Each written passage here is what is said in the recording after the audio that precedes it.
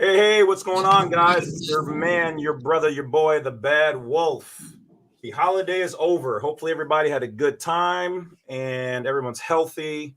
And I wish everybody nothing but positive energy in this new coming year. So, tonight we've got a guest speaker and I've got a co host, and I'm going to introduce them in one moment.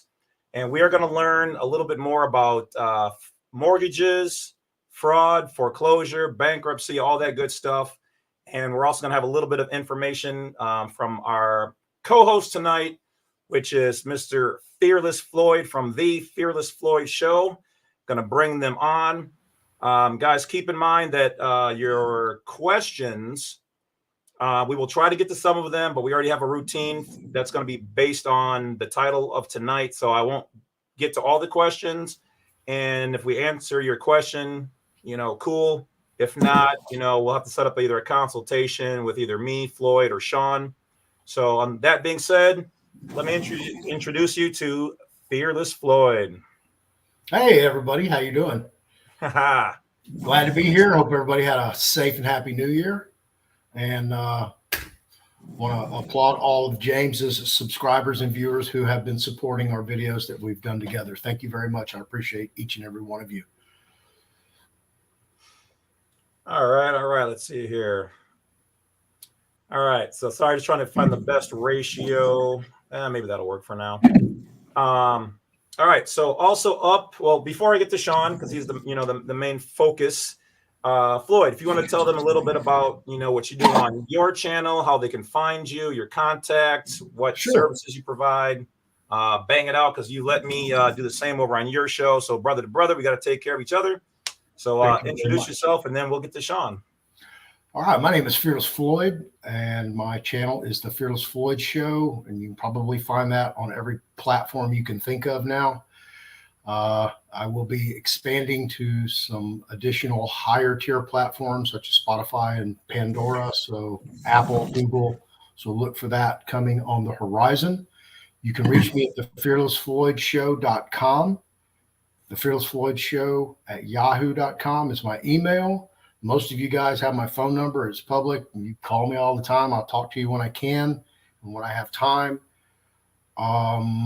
Let's see. My show pretty much encompasses the variety of topics you're going to run into on this journey towards freedom, whatever that looks like for you, whether it be health, becoming a national, just getting on do not detain, private, dealing with court cases, child support, land patents. I mean, it just goes on and on and on. So what I'm trying to do with my channel, my website, is bring all these different groups and this different genres and information and research and knowledge and brilliance together so we can all meet and share our information and grow as a community and hopefully get this world back on track, because nobody's going to ride in and do it for us and save us. It's going to take people like ourselves that are watching this video, participating in this video, to stand up and be the leaders and move this world forward in a more humane manner.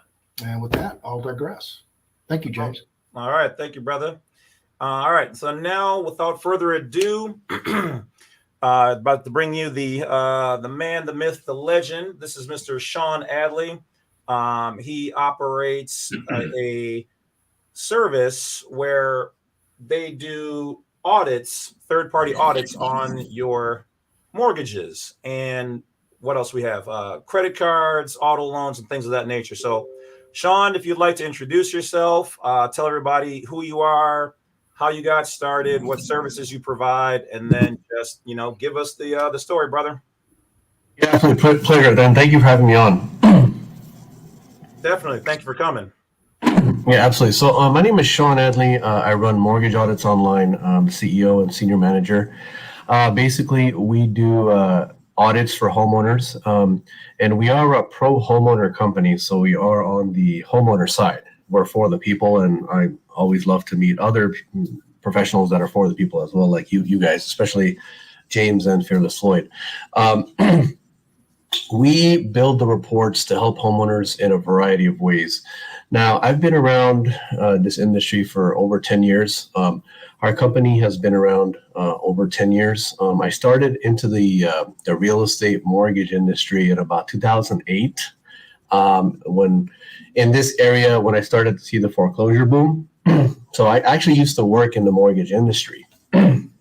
Now, in the 2000s, President Bush, he actually made a speech and said that homeownerships should be affordable for everybody. And basically what happened with that administration is they started to, on the finance side, allow the banks to kind of give them a lot of leeway and wiggle room to basically give loans to pretty much anybody. And if you look up the stated loan and the option arms and those type of things, not to say that Bush is to blame for that, but he wanted to make homeownership for everybody. Everybody can get a loan to buy a home, right? So those stated loans and those type of things, they were, and it's kind of the industry as well. They were just kind of putting a lot of people into loans that they kind of couldn't pay using stated income. And so as a result of that, when that industry kind of flourished in that era, I kind of saw the foreclosure boom, and that's when New Century went out of business in the 2008 area. And so back then, there were actually, at some point, there were 10,000 foreclosures a day. So it was really bad to some point. A lot of people were, fighting the foreclosures and fighting the banks. So that's when I started to get involved in it. And then this particular companies that I started them many years ago. I'd say probably about 10 years ago. But I was in the industry before that as well. So basically, I took the approach of, okay, I saw that, homeowners were kind of like, I guess you could say, the banks, and I want to use that term loosely, we're kind of playing games with people, I guess. And I kind of saw that with the loan mods. I mean, look, you have somebody you have a homeowner, you have a family at home that, is facing let's say, an adjustable rate mortgage, right? Suddenly after 5 years of a fixed rate, now their payment has gone up, right? Maybe it's gone up by 100, 200, some cases, $300, $400. So, they apply for a loan mod, and, the bank, technically should help them, right? Keep them in the home. I mean, why not? I mean, they want to stay in the home. They want to keep paying the payments, but it's like, I just saw this wave of, them just playing games with people, and they would shuffle paperwork. And have you guys ever seen that movie, The Rainmaker, with Matt Damon? Yeah. Matt Damon, The Rainmaker, where he takes on the big insurance company. He's a new lawyer. Yeah. Yeah. Well, there's a section in that movie where somebody, they're taking on a big insurance company, and Matt Damon is playing a lawyer just straight out of law school. And finally, the insurance company has big time lawyers, and he's going up against them. And then finally, they find a woman who used to work for the insurance company, and they meet up with her, and she tells Matt Damon, who is for the people that the insurance company kind of screwed over. She was telling them that when they apply for to get like a treatment or something, a medical treatment, that they would shuffle the paperwork around to different departments, and it was actually organized by the insurance company to dissuade the person from applying to get the treatment they wanted to get. So it's like shuffling the paperwork around, delaying it as much as possible, like, oh, you forgot this document, or you have to do this, that. And then the person gets, basically gives up, right? Kind of like when you try to call a government institution, right? It's like, right. You just give up, right? So in a sense, I kind of saw that with some of the banks when people would apply for loan mods. And it was very, it was concerning to me. And it was almost like, I don't know if you could say organized that way, but it definitely, it smelled kind of fishy, because me as a manager, I've managed multiple different companies, and I've seen, culture within a company, how to set up departments and how to organize things. And I could almost smell like it was like organized in that way to basically play games with the homeowners.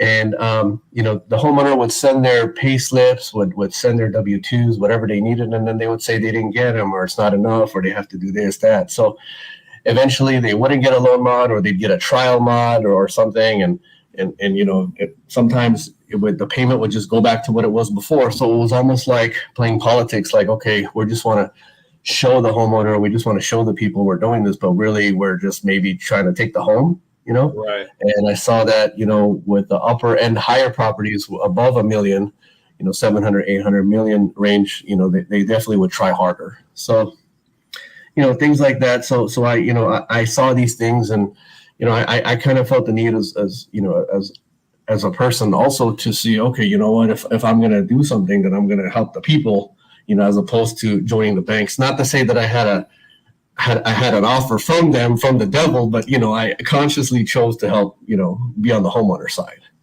So that's just to give just a little background about me. When you Shawn. Yeah. Can you hear me?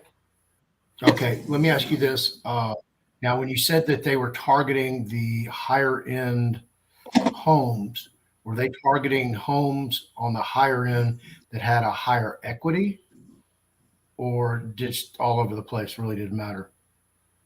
I think either or, really. I mean, I think what I mean by higher end is a higher loan balance. So like when you look at a loan that's like above 700, 800, over $1 million, Right. you see a different level of effort, in my experience, on the bank side, to try to foreclose on the home, to try to do whatever they can to try to take the property, because they're taking the property foreclosure and then they make profit on those, right? Especially on the higher end ones. So that's what I mean by that. I mean, if it has more equity, I think they take that into consideration. But yeah, I mean, what I mean by that is the higher end loans. So if a loan is in the higher end range, then the value is going to be higher too, right? So like if $1 million property, it's probably going to be like 1.1, 1.2, $1.5 million property, right? Right. Yeah, absolutely. Yeah. Okay. Yeah. So we do. So we write up what is called a mortgage audit report. There's different interchangeable terms. So it's a mortgage audit report. There's forensic loan audits. There's securitization audit reports. We primarily focus on mortgage loans because that's really what is mainly needed. We also do auto loans and credit cards, but we mainly do mortgage audits. That's our main focus. So we build the report, and the report's about 100 pages long. And if anybody wants to see a sample, just they can email me or contact me. I'll send them one. You can also view videos on our website that show the parts of the report in a video format. But they're about 100 pages long, and they're very comprehensive. There's a lot of analysis and research that went into building these reports. And in the report, there's, basically we're establishing a baseline for the homeowner, to basically help the homeowner in whatever they're trying to achieve. So basically we're disputing the chain of title based on, of course, all this is based on the documents. I have to say that based on the documents we see for each client. So chain of title dispute, chain of ownership. We're basically putting in there that things in there that kind of dispute the debt. We're putting UCC codes in there. And for your viewers, if they want to look up the UCC, I have a really good ebook or little snippet that I can send them that goes over section 200 of the UCC. And those areas, section 200, it basically goes over the enforceability of a mortgage note according to the UCC. So according to the UCC, in order for a bank or lender or anybody to enforce a mortgage note, certain provisions have to be met. So that's, for example, that's one of the things that we put in there. Our reports also come with an affidavit of expert witness. So basically the affidavit of expert witness is notarized, and we have an expert witness that can testify if needed.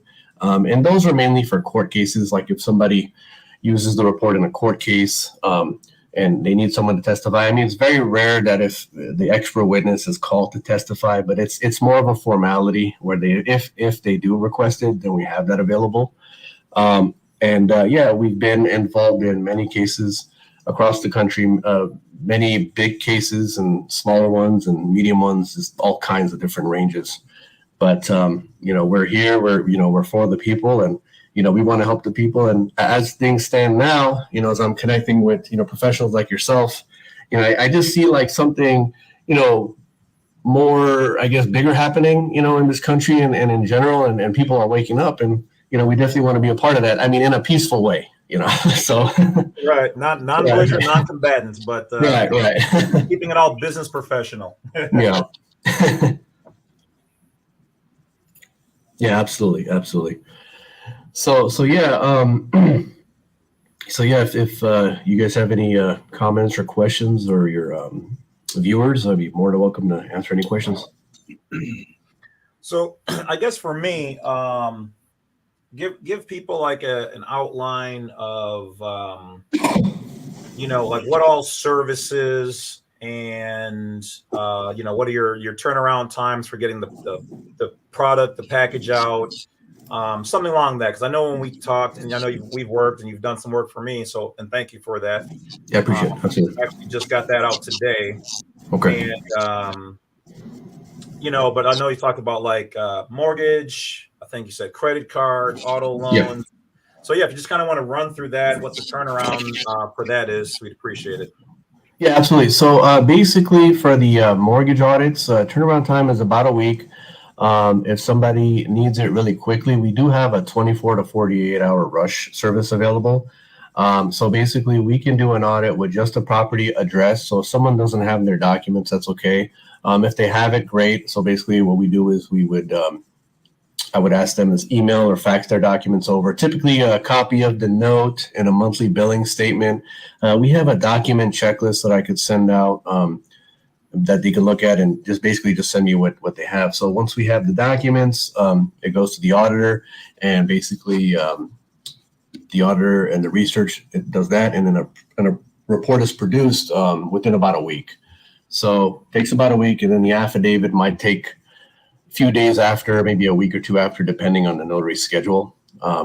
We also do auto loans and credit cards. Those pretty much the same thing. It takes about a week. For the auto loans, I'd say if they have we need the document from them, because the auto loan is going to be something that's not recorded at title. So if the client has a auto loan contract, basically we need to see something that has the lender name, because we need to know who the bank is, the bank's name. We need to know the loan amount and the interest rate they were charged, and when they took out the loan, which is important. So like, for example, if they took out the loan last month, we need to know that. And then like if they had anything that maybe they got a notification from the lender that their loan was sold or transferred, they have a letter like that, please send that over. And for the credit cards, basically we need like a credit card statement. So a current credit card statement, which is really easy to get. And we also need to know when they obtained that credit card. So for example, if again, they got it last month, the credit card, then we just let me know that they got it last month, and a recent copy of their credit card statement so we can see the credit line. Of course, we need to know which credit card it is. So Visa, MasterCard, those type of things. So I know like with my process, you needed the promissory note, right? Yeah, absolutely. And, so anybody who's interested in doing something like that, you definitely want to have it scanned. Is there a preferred way, PDF or whatever else, and then just get it over to you? Yeah, PDF, if they want to scan it, they can scan it and send it over. Fax also as well. Most of our clients, they send it PDF via email, which is the easiest way. So just they could zip it up or just send it as one large attachment. It's okay. So if it's all attached in one PDF, like one long PDF, that's okay, because we'll go through it. So like sometimes my clients will send me like 100-page PDF and it has all their documents combined, which is okay. As long as they get us the documents, that's it. We just need to see, the most important piece of information is who the lender is, when they obtained the loan amount, interest rate, and the monthly servicing statement, so we can see who services. Because, if you notice, when someone gets a loan, like let's say they get a loan with, and let me use just hypothetical names here. So like, Bank of Airport One, right? So Bank of Airport One, and then the servicer is like, Bank Blue. So they get the loan with Bank of Airport One, and then the servicer is Bank Blue. So they're paying they're paying a servicer. So it's almost like a separate entity. They're all connected, but it's a separate entity. But we call that the servicer, right? The servicer is who you pay your mortgage to. So that's why the monthly billing statement is important, because their servicer could be different than their lender that they originated the loan. Now, credit unions typically will hold their own loans. So when you get a loan from a credit union, from what I've noticed, now it's not 100%. I mean, I've seen some that were kind of like transferred in a way, but credit unions will keep their own loans on their own books, and service their own loans as well. So credit unions are a whole different ball game, but we can still do those as well. We can also do reverse mortgages. Those are a little different as well, but it's we can pretty much do any loan, any loan in the United States. And we also actually do international audits as well. So we actually do, audits for, we've had a small amount from England, and we just did one in Australia. Yeah, so actually in England, people are waking up as well, and as far as it relates to the home loans, and it's like a whole different setup. I mean, they have courts there, but here, in the United States of America, we have a lot of options here. I mean, you really have to tip your hat off to the options that we have when I see it compared to other countries. I mean, you can still file claims, you can still send the legal letters, you have a lot of different things you can do. I see in international, and it's maybe because they're just starting out, I don't know, but in England, I know there's like,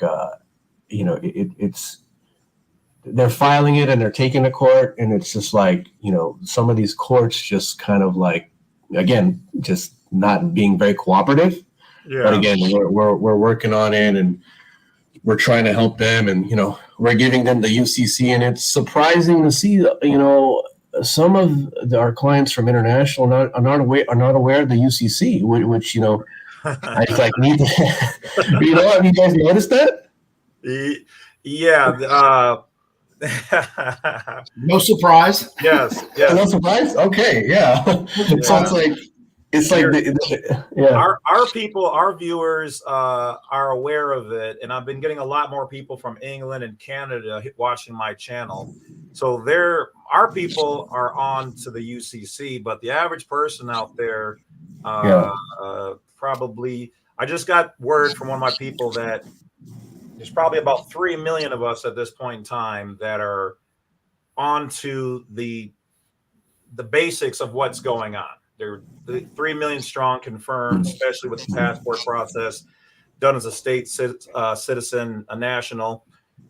So it's growing, but it takes time because there's been a lot of grooming people to be to not worry about those things. Don't worry about it. There's nothing there. Those are from cranks and quacks. So people are waking up.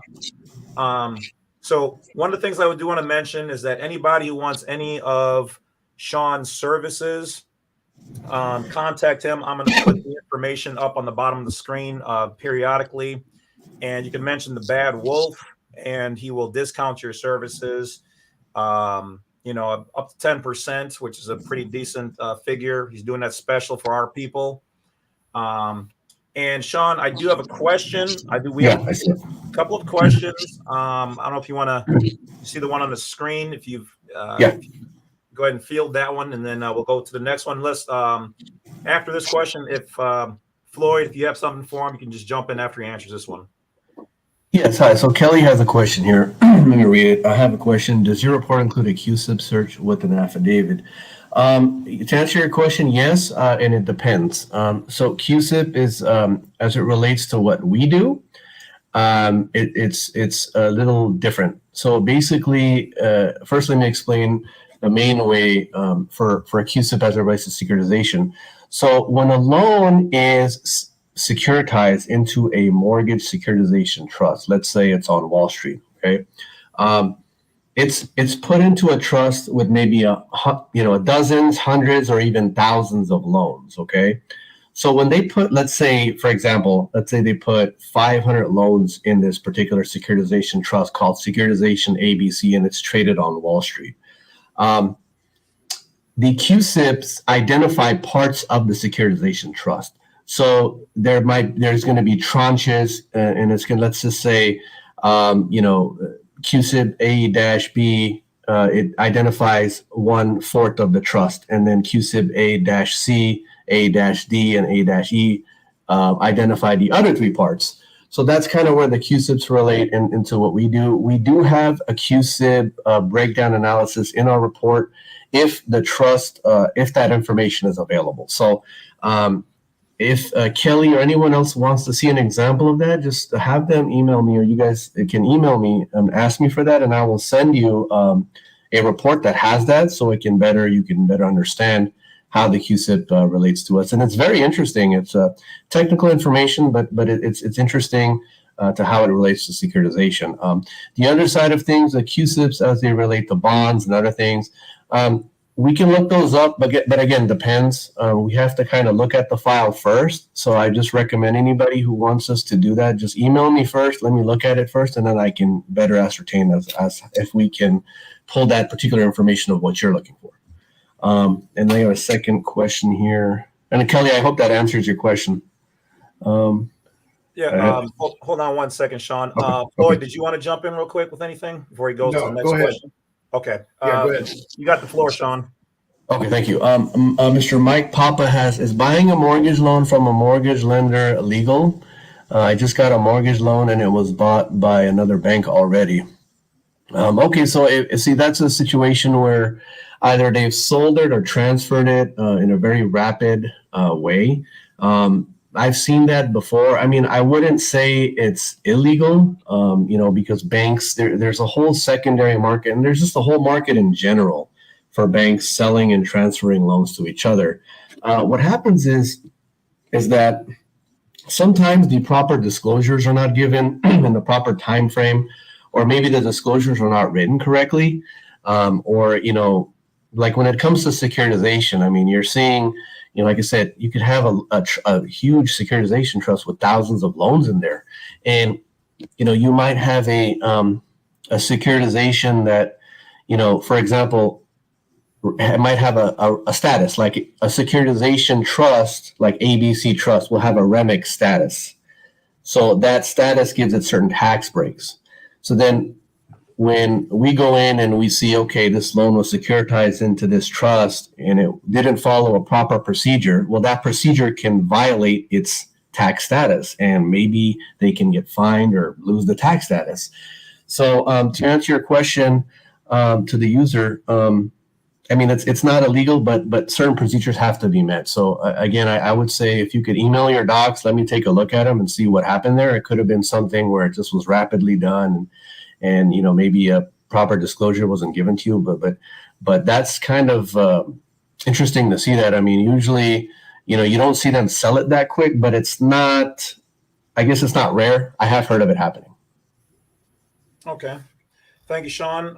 We've got Aaron D, who's going, I'd like to know if it's common to find mortgage satisfaction that are not available for public view.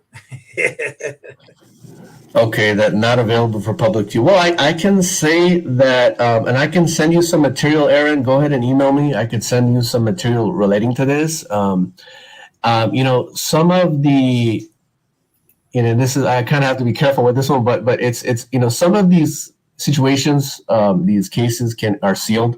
So, in my experience, some of the big cases that I've seen or heard of, basically when a large result is achieved, right, then the case is sealed. And granted, you will one day be able to see the result of that case, but not anytime soon. It's going to be sealed for a certain amount of time. You can look up the case, and you can even contact me about it, and I can even look at the particulars of it and even talk to you about it. But as far as mortgage satisfaction goes, like I said, just email me and I can send you some reading material related to this. Let's see. I think I have another question here. Okay, so again, basically, what I would say to Galina Fishman here, just contact me. I'll send you some reading material on this. This is kind of one of those sensitive type of questions, but basically from our process, I can tell you for some of the cases we've been involved in. I mean, the reports, when the client gets them, to doing the dispute letters, to, even the right of rescission. And by the way, just want to say for all your subscribers here tonight, have them email me and I will give them our free educational kit that has the letters and everything on there. So everybody on here tonight gets a free educational kit, which is we sell those for about $350. So everyone here tonight gets that, and all the letters will be in there, and feel free to use them. And that's my gift to your subscribers. And like I said, I love talking to your subscribers. I mean, this is a great group. We're on to something here. Shawn, let me jump in. So first of all, guys, he just broke a little exclusive deal for everybody here tonight. I didn't know he was going to do this, so this is awesome. All I'm going to say is, Shawn, be prepared for a lot of emails, because my people get down. They mean business. Okay. They are not your average people. You have an entire army, if you will, non-belligerent, non-combative, though, of professionals who are down for this. All right, so you guys reach out to him directly. Just type in there somewhere. You came from the Badwolf, just so he knows which direction it's coming from. And then, but once again, Shawn, just repeat what you just said and what you're offering, and then we'll jump back into any questions and whatever else. Yeah. And let me, if I can just finish the answer to our question, because she was asking about the process. Yeah, go ahead. Okay. So the process, and again, that's kind of a wide term. So what I can say is, so the first process, like let's say someone just wants to do the letters. So they take the report and the letters and they send it to them. I mean, that can take months, months and months. I mean, it's hard to say because of how they react, and each bank can be a little different, each lender, each state, each jurisdiction.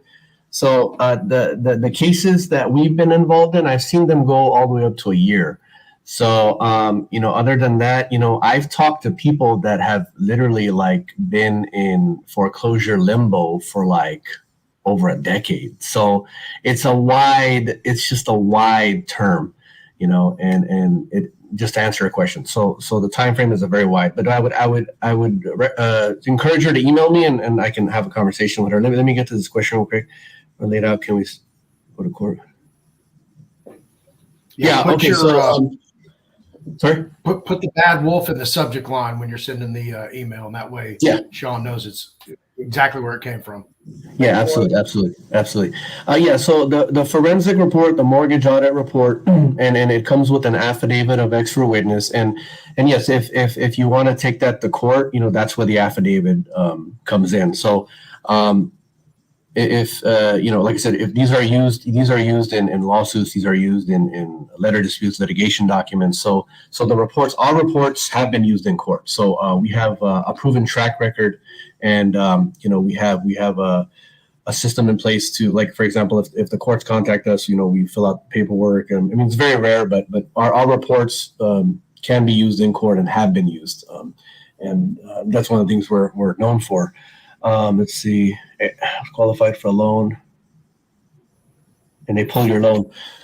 Well, 95% debt to income ratio. Well, it depends on what letter you sent, and they pull your loan. I mean, I would say, if they pulled your loan, ask them why. There must have been a reason. I mean, if there was the underwriter or who it was. But if they pulled your loan after you sent them a letter, maybe they got spooked a little bit, or maybe there was some legal lingo in there.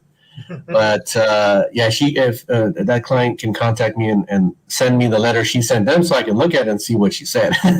But I'm sorry, James. To go back to what you said, to repeat, basically, I in appreciation and respect for James and Fearless Lloyd here tonight, would like to give everybody tonight that's on the stream that came and went, either or stayed on, whatever, the free our educational kit that we actually sell for about $350. So I would like to provide that full kit. It's a very comprehensive kit. It has the UCC stuff I was mentioning earlier. It has the right of rescission letter, has the instructions. It has a really good ERRR letter. It has a list of dismissed cases you can look up. It has definitions. It has banking related type manual stuff you can read, educational material, very comprehensive.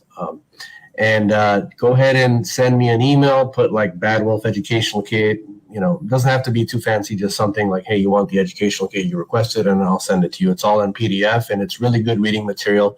And, I believe in education and spreading the word. And, like I said, I just feel like it's just everything last year and this year, it just feels like, there's something big happening in a good way, as far as education and people waking up to things. And I've just been noticing it in general. And, even off topic, just seeing people talking, in the media, famous people, and the way they're talking about things now, it's kind of like a shift almost in attitudes and, education and just focus, so it's interesting to see what's happening, especially me being in this industry, all these years. So. All right. So everybody's been asking for Shawn's email. It is down below in the stream here. His website is mortgageauditsonline.com. You can put in their attention, Shawn Adli /Badwolf. And his email is mortgageauditsonlinepro@gmail.com. So once again, mortgageauditsonlinepro, that's all one word, @gmail.com. And then also we've got his 800 number. And so, all right. So I see everybody's blowing up the comments here on his email. So you're going to have a very busy day tomorrow, Shawn. Oh, okay, look forward to it. Yeah, and I was going to say, if they go on the website and they go under sample reports and videos, there's a lot of good videos you can watch there if you want to see the report. I do go over parts of the report in there, so you can actually just watch a video and see what they look like. And there's like 4 or 5 videos on that page, and there's also sample reports you can download. So you can actually download a sample report and actually go through it and read it. So just want to put that out there, if anyone wants to do that. Okay. All right. Fire. So, all right. Floyd, did you have anything real quick? I'm just kind of going through the comments here before. I do. All right. Make it hot, brother. I do. All right. So basically what your firm is capable of doing and will do is a forensic audit of the financial transaction, correct? Yeah. So a forensic audit, mortgage audit, securitization audit of the the note, the financial transaction. We're looking to see like if the loan was sold, transferred, or securitized. And then there's a lot of other things we go into as well, as far as the the violations, possible violations, lending violations, and then we put the UCC in there. But yes, that's as far as to answer your question, yes, that is what we do. Okay, which leads me to my next question. Have you guys completed a forensic audit of a mortgage? Yes, absolutely. We've done many. The basically what do you mean exactly? Like a complete? Well, and I'm going to put this out in the public, and I don't know how many people know it or not, if it's even public, but Rorik has stated that he did a forensic audit on his own mortgage, and they had flipped the promissory note so many times and hypothecated it. I think it was like $60 million, on a Yeah. So that is a actual real viable thing. Well, that one there, I have to look into it. Like for example, for the ones that we do, for example, like let's say a loan is securitized, right? And of course, a note, okay. So a mortgage note, yes, it is sold and transferred around, right? So on the secondary market, when the banks are selling and transferring the loan, they can do it multiple times. So, let's say, a loan is worth $250,000, right? So if they're selling that multiple times, and it's like, how much money are they making? That stuff on the back end. When we see a loan that's like securitized, when you look at an actual, like a trust value, you'll see, like, for example, if there's 1,000 loans in a securitization trust, some of these trusts are like worth, millions and 100 million, $200 million. And these are huge trusts that are making interest, and they're paying their, the stockholders and the investors.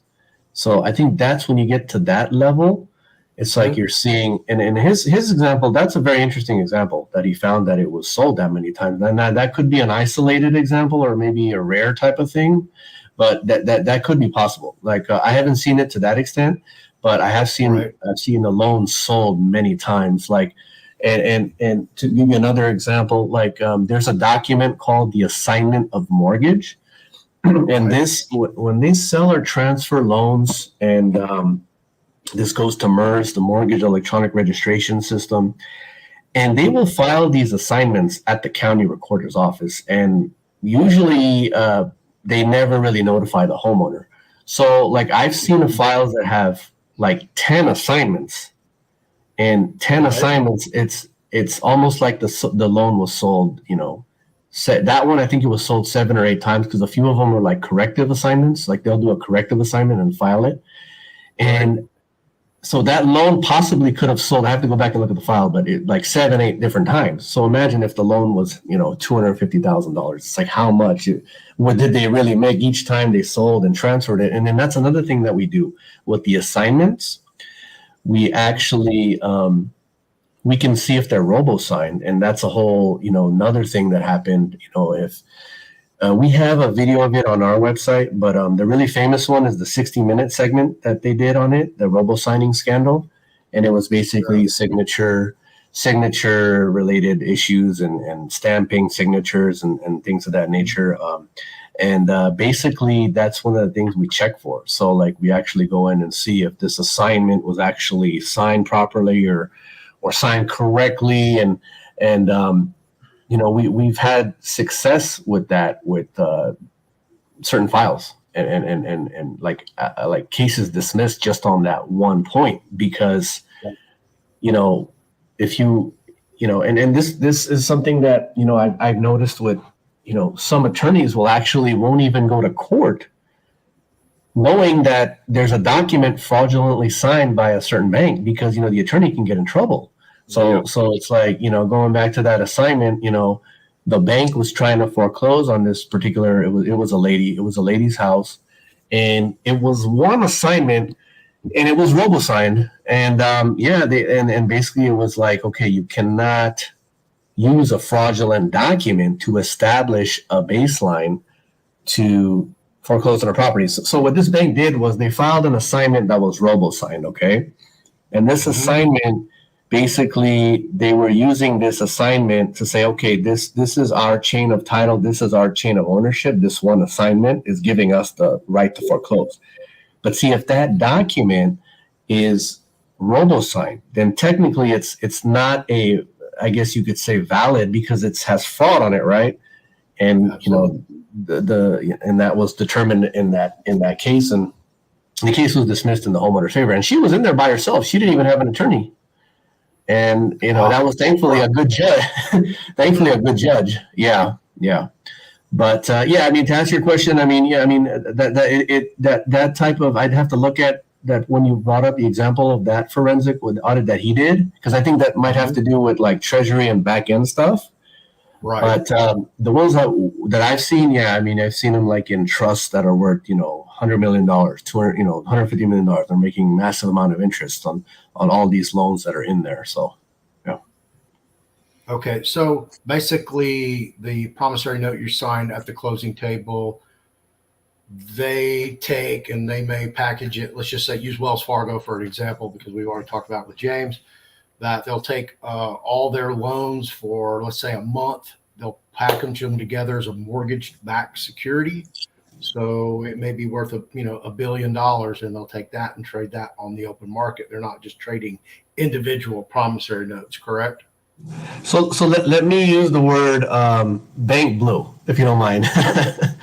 Sure. I got to be careful naming names. Sorry. Yeah. Okay. So let's say Bank Blue, takes the notes, right, and then they're selling it, and then they're packaging it, right, in a securitization trust. And by the way, a securitization typically, they have to put the note in there within 90 days. There are rules that govern this. Okay, and technically they in some cases they have to file an assignment within 90 days. Okay, so let's say I just got the loan today, right?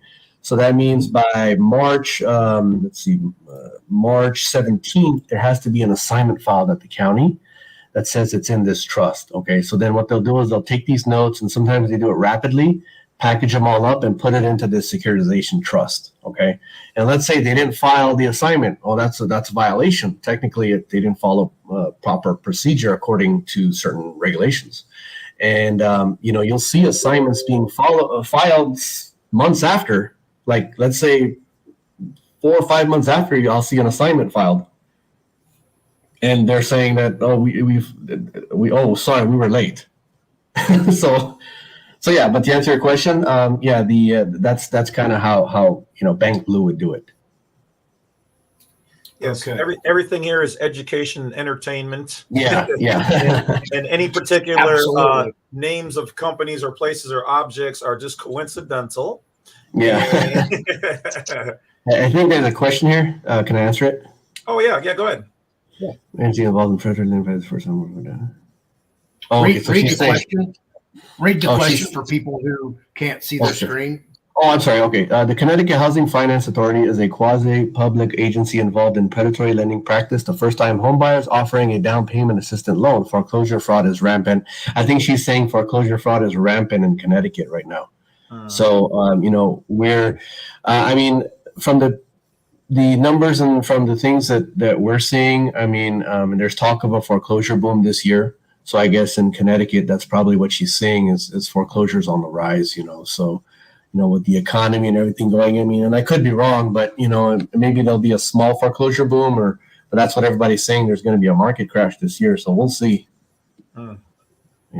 Looks like Aaron J's got a question for you. If I'm doing a new mortgage, is there any advice, or do we just let them make all the mistakes?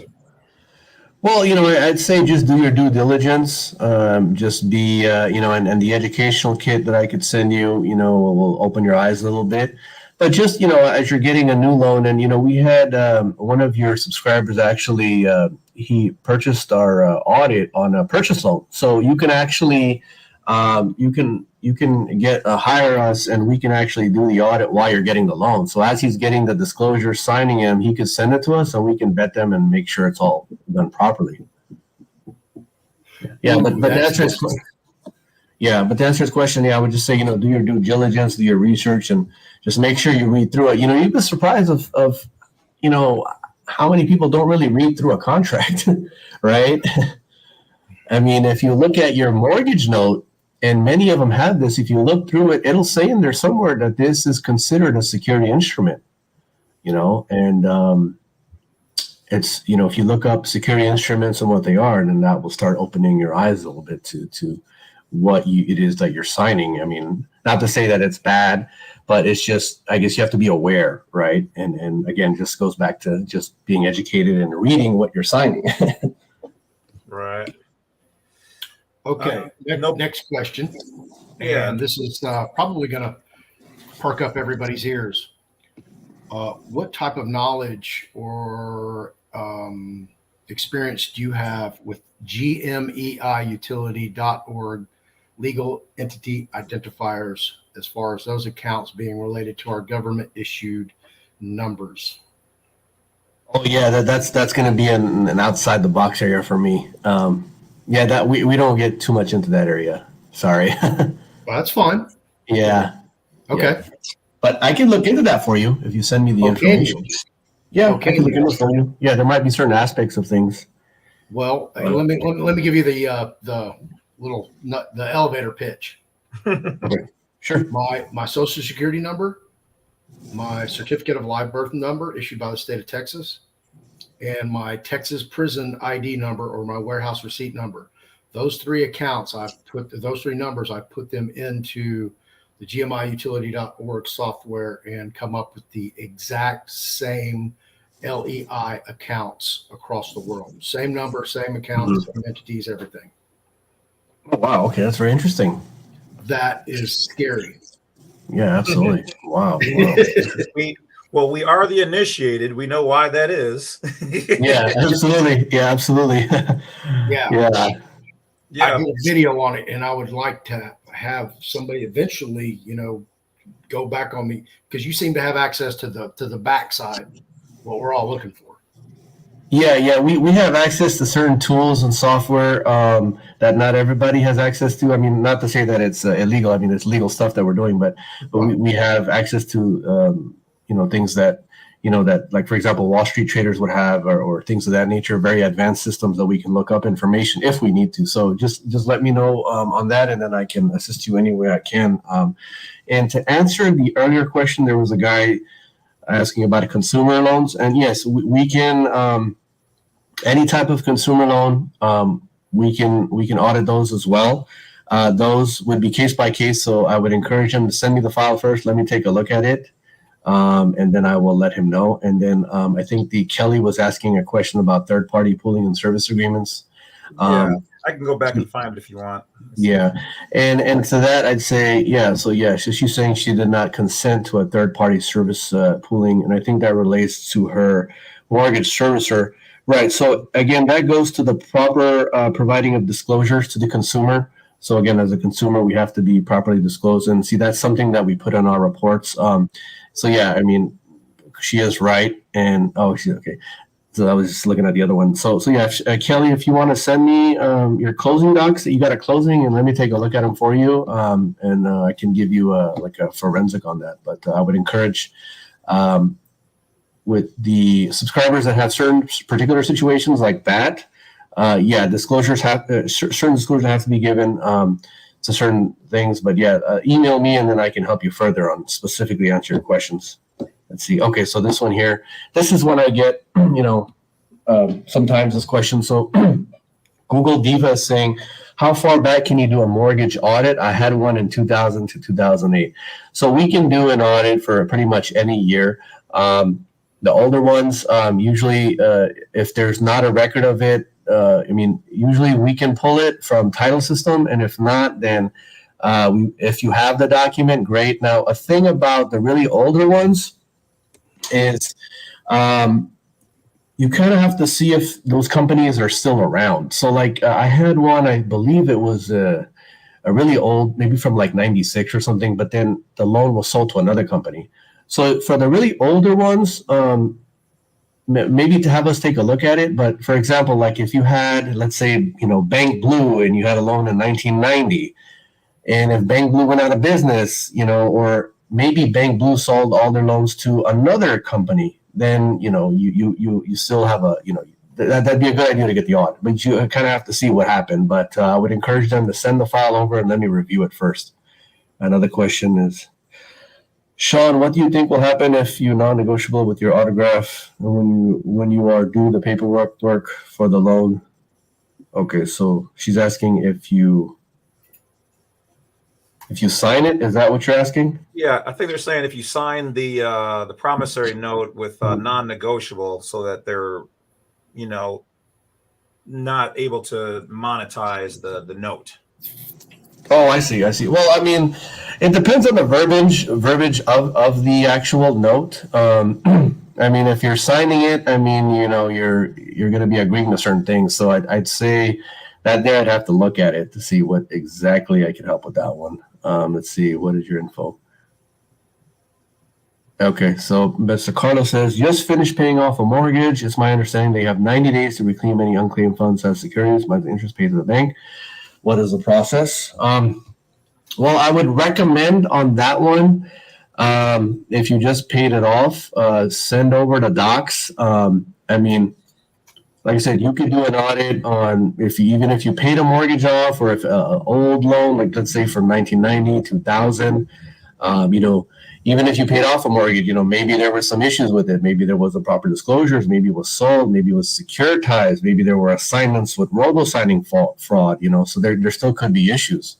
So, I mean, 90 days, I mean, you still have a lot of time. I mean, even with 90 days, I mean, we've done audits for, we just did one for a guy. I believe his loan was like in 2006 or something like that. It was a while back, and now he's pursuing some remedies along those lines for a loan that he got, and then in like, you know, many years ago that he lost the house. He bought another house, but now he did an audit from us, and now he's pursuing remedies. So you can still do that. Huh. Okay. Yeah. So Mr. Rootwords is asking about allonges. So allonges are interesting. Allonges they attach those to the mortgage notes, and basically you'll see a variety of different items on there. I mean, you'll sometimes you'll see like a pay to the order of. Sometimes you'll see, you know, pay to the order of another bank. So sometimes when they're selling a note, and then you'll see that being stamped, and then they stamp allonge to the note. And then that gives us clues as to where they sold the note. I've seen allonges with multiple stamps, multiple companies on there. So the allonges are basically when they're selling or transferring the loan, or maybe they're adding some addendum or some information, they're attaching that on there. But allonges are good for what we do as audit pro homeowner auditing for the homeowner, because it gives us a lot of key information. And if your note has an allonge, look at it and read it carefully, because there could be a pay to the order of another bank, another financial company, and that will give you insight as to if your loan was sold, transferred, or securitized. I mean, there might even be the name of the trust. Like if you see on there something like along the lines of certificate holders, or, ABC, ramp 123 or remix, those type of verbiage, that's indicating a securitization trust. So then you can type that on Google and you can actually try to find information about that trust. And of course, we can help you as well. Just contact me. But that's just to give you a little insight into that. Awesome. Lots of people are asking for your email again, Shawn. So I got the info down below. Also, thank Fearless Floyd for the reminder for the 10% off by using the Badwolf. And for those people who missed the info on the exclusive giveaway right here on the Badwolf channel, we'll have Shawn mention that a little while later. I'm avoiding certain questions because we don't want to use certain bank names. Let me look. Are they asking specific banks? Yeah, like here's one. Have you done anything with 21st Century Bank? So I don't know if you wanted to make any mentions or. Specific banks really would rather not mention them on here, but I can say we've done many banks. now it is our right as consumers in America to know if our documents and loans are have issues on them or so that's our right, but just me personally, I can say we've done many banks. Let's see. Gaines Gerald says, what are some examples of pushbacks in your procedures? Well, I mean, you're gonna get pushbacks. From what I can say is from the cases that we've been involved in. So from what people tell me, pushbacks, obviously, they're gonna, play innocent, or they're gonna say, well, like for example, the assignments, is a good example. The assignments, where they're supposed to file it, like for example, when you securitize a note within a securitization trust, an assignment of mortgage has to be filed within 90 days, according to certain rules and regulations. When they don't do that, then technically it's that they're not following the procedure. So what I've seen is they will file the assignment. I've seen a situation where they filed the assignment a year later, and they missed the 90-day window. So literally a year later, they filed it, and they basically said, well, sorry, we forgot. So, I mean, to give you an example of a pushback, and they say, well, sorry, we forgot, or, it was just a record-keeping error, or, excuses like that, and unfortunately, that's some of the games that they play. That's why it's important that you have, a good audit in your corner. You have, a piece of evidence backed up by an affidavit that's going to give the analysis to the legal system in a way that they can, understand. And, obviously, push back in the courts, obviously they're going to, they're going to dispute it, right? I mean, if there's certain allegations being made, they're going to push back and, they're going to try to dismiss it. They're going to try to, sometimes maybe they even try to do their own audit. I haven't seen that really that much lately, but, pretty much anything that they can do to, try to delay it or push back, they're going to do it. But again, that's why it's important to have something concrete in your corner. And, our reports are very comprehensive, and the information analysis is very professional. And, that's why it's important to have that. Imtha Megalodon, hope I'm saying that correctly. She's asked, recommended online school for forensic auditing. Well, there really isn't a school or training for it. Our educational kit is pretty comprehensive if you want to learn about it. But basically there was a company before that was providing training, and that was our main competitor. But they actually got shut down a few years ago. And when that happened, we took over, thankfully as the number one spot. So really there really isn't any training that I've seen lately.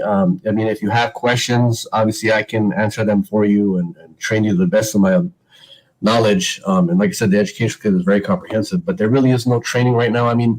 We've kind of, I've debated setting up a training regarding this.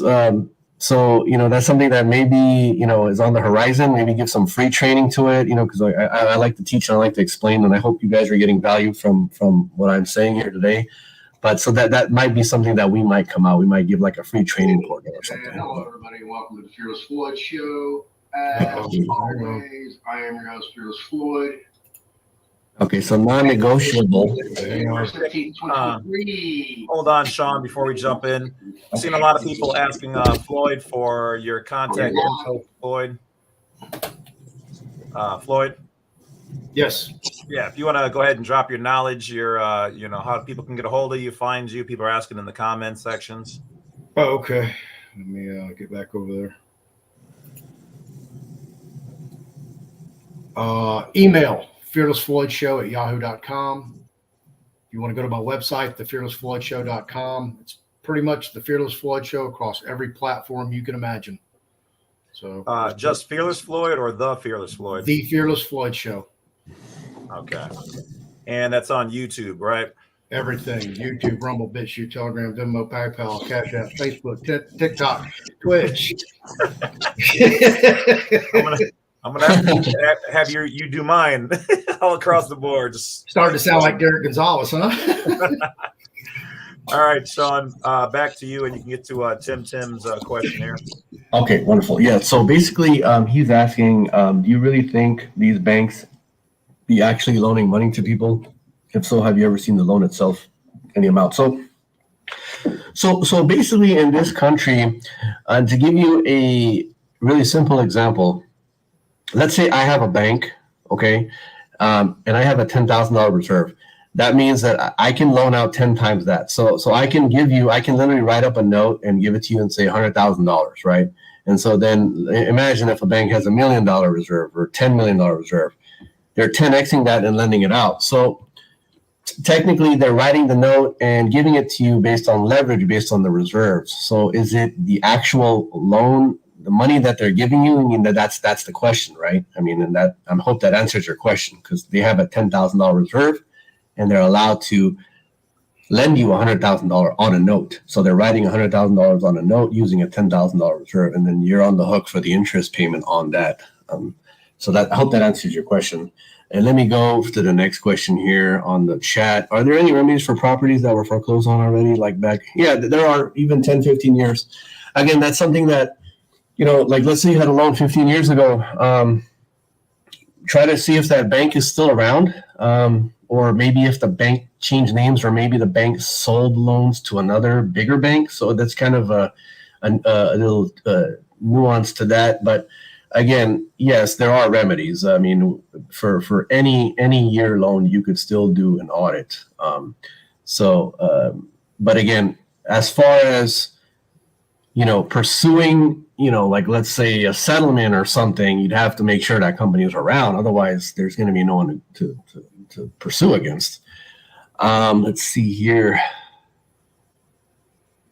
What if someone's looking for an easy approval mortgage? Any suggestions? Trying to get a house? Well, easy approval.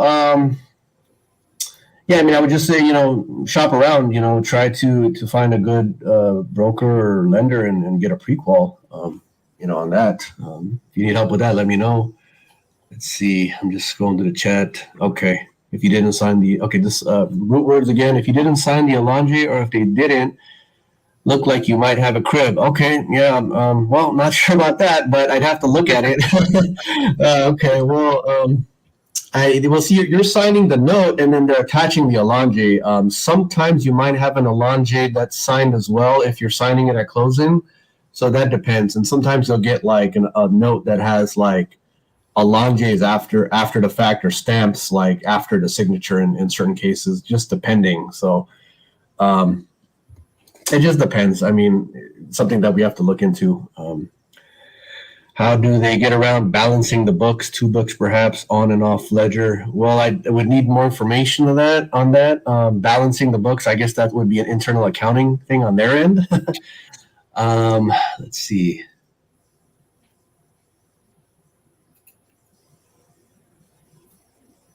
Yeah, so Mr. Grant Yentis asks here, does this apply to loans made through a credit union? Now, credit unions are a little bit different because credit unions, in my experience, typically hold the loans themselves and service them, depending. I mean, the smaller ones and then maybe the larger ones to the middle ones might sell or have a different servicer, so that depends. I can do a pre-qual on your file and see, but we can still do an audit even on a credit union loan. So even if it's a credit union, we can still do an audit. Oh, and thank you. Terry G says, I have used Shawn Adli on my mortgage. They know what they are doing. Caught my mortgage company in big time theft. Okay, well, I'm sorry that they were being thieves, but I'm glad we could help you. Terry G, appreciate the kind words. Let's see here.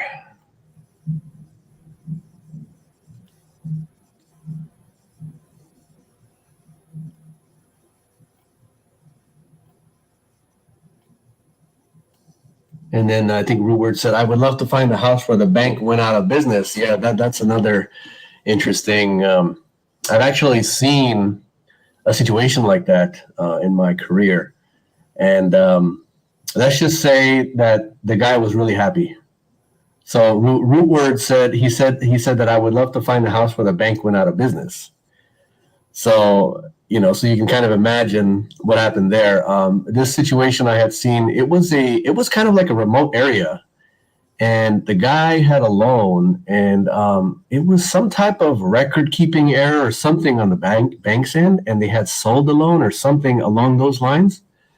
And like I said, the guy ended up being really happy as a result of that error on the bank's end. So let's just say he came up pretty big in that example. Nice. But it's not typical though. It's not typical. It's that's kind of a rare issue. Let's see here.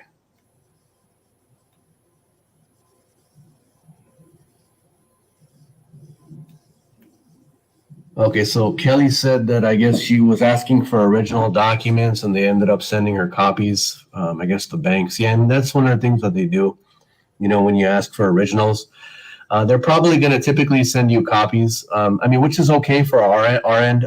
We could still do the audit on our end. Now, one of the arguments used, in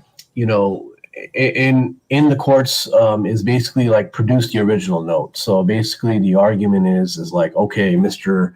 Bank, if you have the ownership of this loan, then if you can please produce the original note, and by original, show us the original, and a lot of times, most of the time, it's just a copy or a copy of the copy. Now, I've heard of 2 instances in my entire career where they actually brought the original note into the court for examination.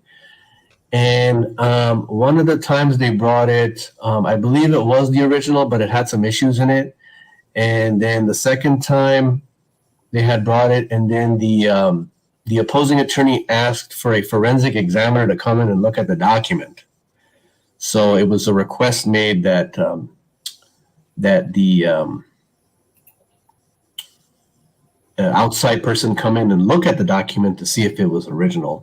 And I believe in that one, it ended up not being an original. It was a very nice copy, but it wasn't the original. But I've heard of very few cases where they actually brought the original to court, the original note document. And so that's just to give you an example there. But yeah, typically they're just going to give you copies or bring copies, and and the courts allow them to do that. So again, that's why it's important to have something that's going to elaborate on that, and it's going to show the analysis. It's going to show separation of note and deed. It's going to do the analysis and have something in your corner that's going to counteract what they're doing. Let's see here. Yeah, so 517, he's talking about the signature and the security pays for your house, and when you sign the contract and how it relates to the Treasury. I think Fearless Floyd has some insight on that, don't you, Fearless Floyd? On the where when they sign the contract and how it relates to the Treasury. I do not. So what it is? James says, yeah. Yeah, they need your signature. We're born creditors, and as creditors, once they sign the note, that is what eventually gets monetized. Okay, that's where the credit comes from. Because and this is education and just my interpretation, but modern money mechanics pointed out that they are forbidden from loaning their own assets. You can feel free to correct me if I'm wrong, but that's what they said in there. So where did the credit come from? Well, our signature and the note, which is used. I think that's what he's trying to get to. Right. Exactly. Okay. Let's see. Yeah, we've and Elkanah asks if anyone dealt with guild mortgages in Texas. Not too sure about guild mortgages, but we've done many audits in Texas. So yeah, we've done audits in Texas as well. So what are the potential, another question by Privacy Blenders, what are the potential remedies if fraud is found on the loan that is not in foreclosure? So there's a lot of remedies. That kind of goes into the legal aspect of things. But there's many different remedies. If you can go ahead and email me, I can share with you some of those remedies. But there's a lot of different things that can be done, even if you're not in foreclosure. Root Words again says facts. They give you a copy or a copy of a copy. Yeah, exactly. So they're just giving you copies of the original or like I said, I have seldom seen an original note be actually brought to court. So and even when they're challenged on that, that's one of the things that we have to deal with. Let's see here.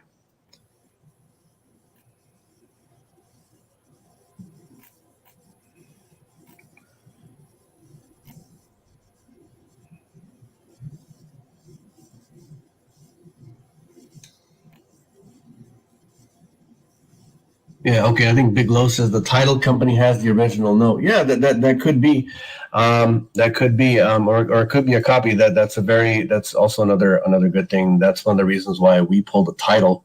And yeah, that's a very good point there. Games Gerald says, what is the weight of a notary public notary seal and stamp on a new mortgage or refi? Well, you'll see these on the deed of trust. Like here in California, we have deed of trust. You'll see a notary notarizing a deed of trust on there. Again, it's basically attesting to the signature. That's procedural. I think maybe like what happens is like for the assignments, with the assignment of mortgages, where we see a lot of the issues with possible notary. And, the issues there is that's with the assignments, you'll see like it'll be notarized in, it'll be signed in, Nevada and notarized in Texas.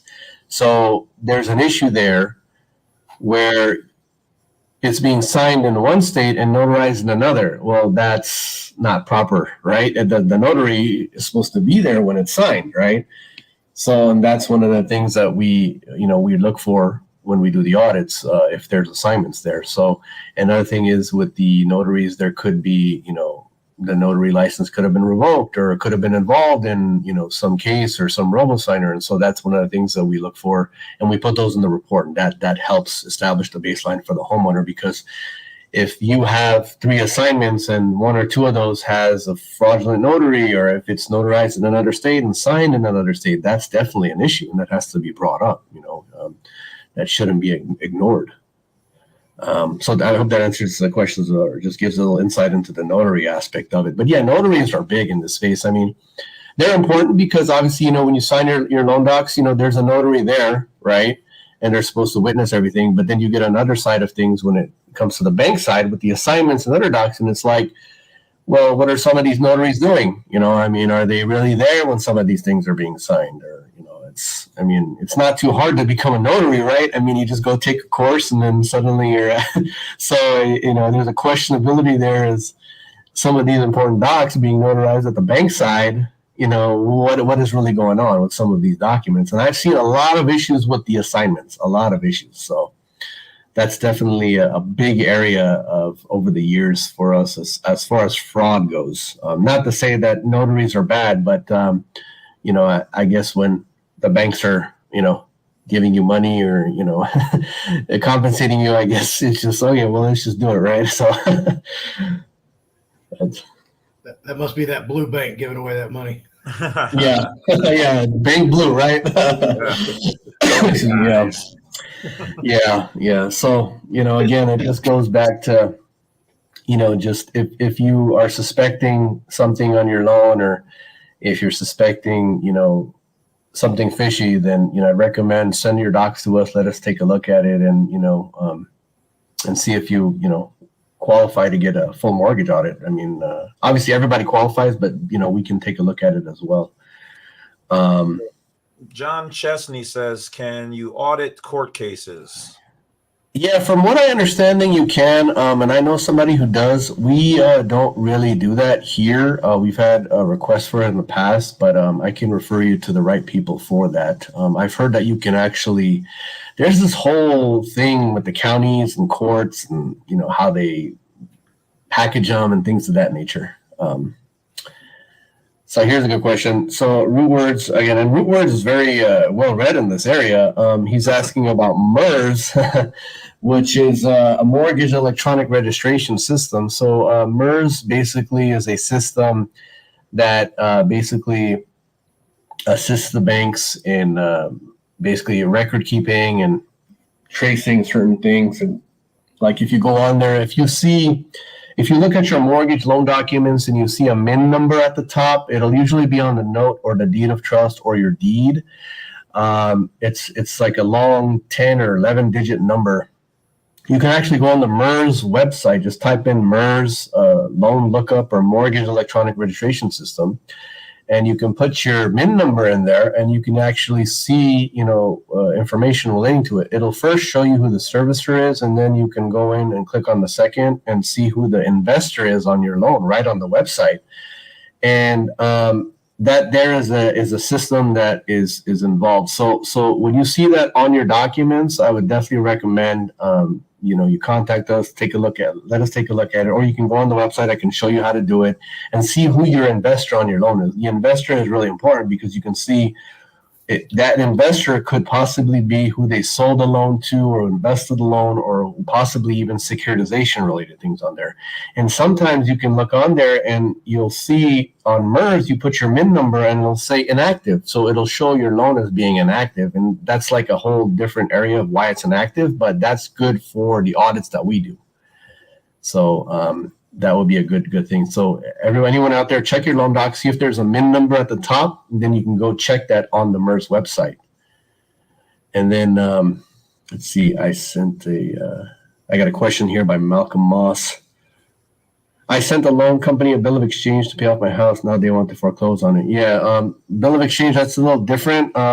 We don't really do those, but if they're threatening to foreclose, contact me and send me the letter so I can take a look at it. And then Ed, I think, is asking, how do we get the package of documents mentioned? I think Mr. Ed Bohemier is asking about the educational kit. Yeah. Ed, yeah, you want to? Oh, no, go ahead. You got it, Shawn. Yeah, so Mr. Bohemier, just go ahead and email me and just put Badwolf or just something to that effect that you want the educational kit, and I'll send it to you. I'll reply to your email. Very simple. So I got the banner up for Shawn once again. His website is mortgageauditsonline.com. Mortgageauditsonline.com. You can put Badwolf in the description for the discount, or so that he knows that you're getting the free kit that he normally charges for. So it's an exclusive for the Badwolf channel people, James C. Lovett and the Floyd show. So go ahead and mention, you can really probably mention either one of us, just so that they know where that is coming from. And his email is Mortgage Audits Online Pro, PRO, all one word, Mortgage Audits Online Pro @gmail.com. And I'll mention the number for those people who might, not be able to see the banner, or they're, visually impaired. His phone number is 877-399-2995. So once again, 877-399-2995. And he will take good care of you. He's got a great team of people over there. So tomorrow, Shawn, let them know the reason why their mailboxes are blown up, and they'll is because you were on the Badwolf show. Oh, okay. I don't want them mad at me why they got that extra workload coming. Yeah, absolutely. And I have a question here by Molon Lab. He said, I've had a home since last July of last year, and they've already sent me information telling me they've sold my mortgage at least 3 times. I do have a case to possibly get the house. Okay. So yeah, if they sold your house sold your mortgage at least 3 times, that means there's sale, transfer, possible securitization. That there could be an issue of, mortgage note separation. There could be some other issues there. Definitely contact me and see, what we can do. But that right there is an example of a typical homeowner that has a loan since last year, or, sometimes it's years, and their loan has been sold multiple times, right? Multiple times, transferred multiple times.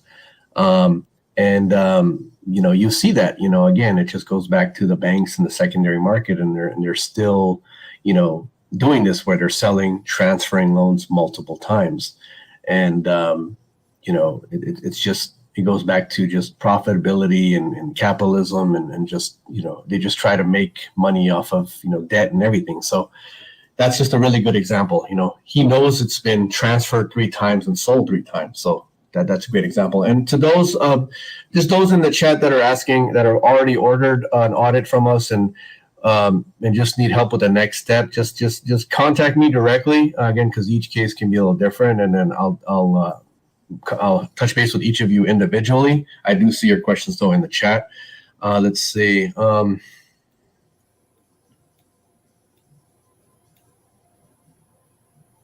So politically incorrect. Oh, I like the name, by the way.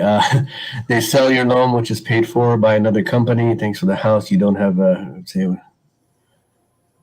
Yeah. So again, this is an example of them selling your loan to another company. So when that happens, that brings up the question as, okay, who actually owns this loan? Who actually has the documents? And that's one of the things the banks do, selling or transferring the loans around. Okay, so Aaron D says, by law, deed and note are to stay together, or it's fraud, in my understanding. So that's a good question. So he's saying, from his reading the law, the deed and the mortgage note and the deed have to stay together. So it's a good case I'd like you guys to look up. It's called Glaske versus Bank of America. So this was a case many years ago. It was a famous case. It was overturned, unfortunately, but in that case, they actually deemed that the note and the deed have to be together at the time of foreclosure. So basically, what the courts ruled was that, look, if you, Mr. Bank Blue, want to foreclose on this property, you have to show, you have to prove in some way that you have to have the deed and the note together at the time of foreclosure. Otherwise, you cannot foreclose. So to answer your question, to that previous subscriber, check out that case. It's Glaski versus Bank of America. That's GLASKI, and then versus Bank of America, and that's a public case. Anyone can look it up. But that's a case that actually goes over your question. And to the other subscribers, take a look at that case as well. It's a very good case to read up on. Mr. Tundu Hugh, can you help people in European countries or recommend someone? I have some people out there I can refer you to. But yeah, we do the audits for international as well. So we can actually do European securitization audits, mortgage audits. So if you can contact me, we can help you there. We've done many in the UK. We actually did one. We did a small lookup in one in Australia recently as well. So we can do international as well. So let's see here.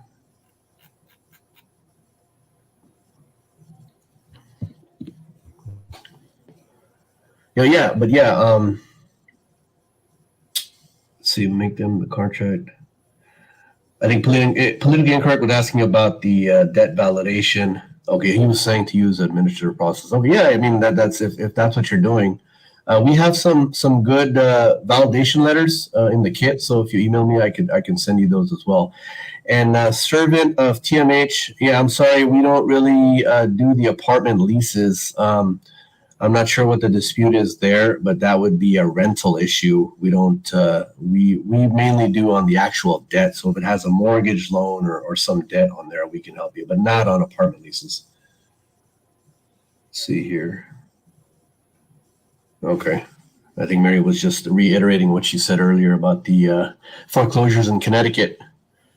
Yeah. So, Floyd, did you have anything before we jump into some more stuff? Fearless Floyd. Did you have anything you want to jump in or ask before we go on to some more stuff? No, he's covering pretty much everything that I can think of. All right. So, Shawn, so the floor is basically yours. I guess if there's anything else that you can think of on your site, other services you provide, places we should do our own research, or interesting things that you can share. I know due to certain legalities and things and whatnots and disclosures, you can't share everything. And this is more so anyway, like a meet and greet. I just kind of wanted people to kind of, get familiar, hear the voice behind the, behind the service. Let's see here. So if you want to share any of that, otherwise, nice. I'll let you handle this next question and read the. Yeah, it's quite a name. Really, when you're signing, I mean, at the signing table, it just depends on what order you do. I mean, I don't see much of a major thing of what you sign first there. So to answer your question, I don't think that would make a huge difference if you sign one thing first and then the other. I think in some states, they'll have you sign the note. In other states, it's different. So, but yeah, I think really the important part is the note, because the note, and if you read through it, that's basically, the note, that's your loan right there, and the note, and then the deed of trust. But the note is really important. Like when I ask people, if let's say we have a client that really has no documents, and I say, well, do you have the note at least? It's like the first question I ask. I need your note, right? So I'd say that's probably one of the most important documents, if not the most important document there. And I'd say to your subscribers, read through your note, read through it, the one that you have, look through the note and just see what it says, and read through the provisions of the contract, look where it says this is considered a security instrument, and then look up the UCC, especially the UCC stuff that I'll send you in our education kit. It's very eye-opening. Let's see if there's another question here. Okay, servant of TMH. What if I endorse the back and assign it to the treasury at closing? Are you talking about the note? Probably. Yeah. Yeah, Yeah, that would that. Uh-huh. I've heard once again through the rumor mill, the peanut gallery, Yeah. that if you can't mention this, that's fine. But I've heard that there's a proper way to endorse the note, and it's supposed to have the ability of, satisfying things, we'll say. Have you heard anything about that? Yeah, as long as along the lines of when they have the pay to the order of and the endorsements, there's some internal stuff that go along into some cases when they go really deep into that. But yeah, I mean that's kind of an outer area for us, kind of like outside the box. But yeah, I mean, he's saying if he endorses the back and assign it to the treasury. I mean that there, again, that's internal banking stuff. So, like I said, when you get that loan, I mean that note, it's debt that's being created. So John Chesney, again, so he's asking if court cases can be audited. Yeah, I believe they can. It's just that we don't do that, but I can refer you to someone that does that.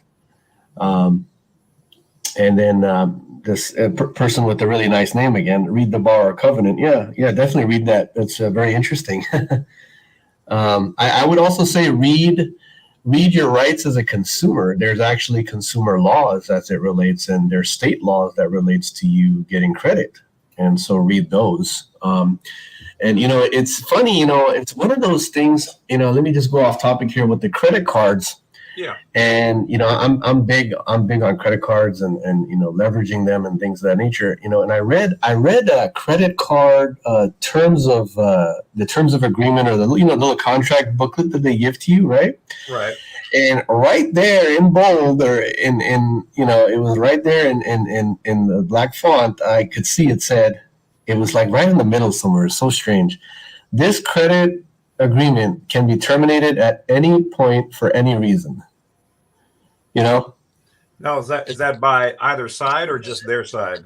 that was their contract. That was their little booklet that they give you when you get your card, and there's a little book and it has all the terms in little small print, right? And it's like something nobody reads. I decided to read it one day, and I was surprised to see that literally they can,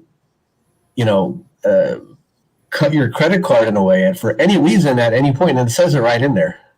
So I thought that was interesting. Yeah. Fine print. Yeah, I know. Fine print, right? As it relates to financing. Let's see.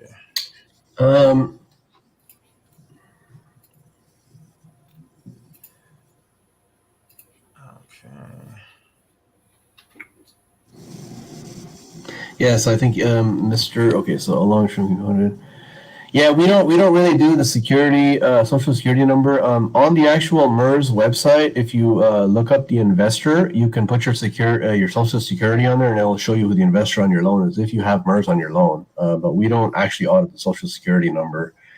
I think so. ISO Jetpack in the chat was saying, if you own a contract, how can they say you owe the debt? Yeah, so again, you see, that's where it comes in with the note. They're technically writing up the debt based on their reserves and lending you out the money, and then they're saying that's the debt, and that's one of the reasons why it's important to have someone look at your docs and see what's going on, especially if it's a mortgage loan. So again, it goes back to the banking system and how they're able to leverage reserves. And like I said, the simple example earlier, where it's like if you have a $10,000 reserve, you can lend $100,000. So literally $90,000 of debt being created on a document based on a $10,000 reserve. So that's their claim to the debt. Okay, I have a question. Theoretically, if you're at the closing table and you sign the contract with the promissory note written into it that it's actually a security, and you ask them for a receipt for that signature, and they give you a receipt, and if you took that down to the county land recorder or tax assessor, whatever that looks like in your jurisdiction, and filed it with them immediately after closing, before the lender or title holder was able to get there after their 90-day window. Would that property be yours free and clear if you filed a quick claim deed with that? Yeah, I don't think so on that one, because with the 90-day window, that has to do with the securitization. So that there is a regulation as it relates to securitization. Mm-hmm. So, for example, if a bank, Blue, is securitizing a loan into the Blue Trust securitization trust, they have a 90-day window to put that note in there or have a record of it in there. And so if they don't do that within 90 days, that's a basic technical violation of those rules. So yeah. Okay. Yeah. So Chi says, do you only handle mortgages and foreclosures? No, we handle mortgages and non-foreclosure, people that are current.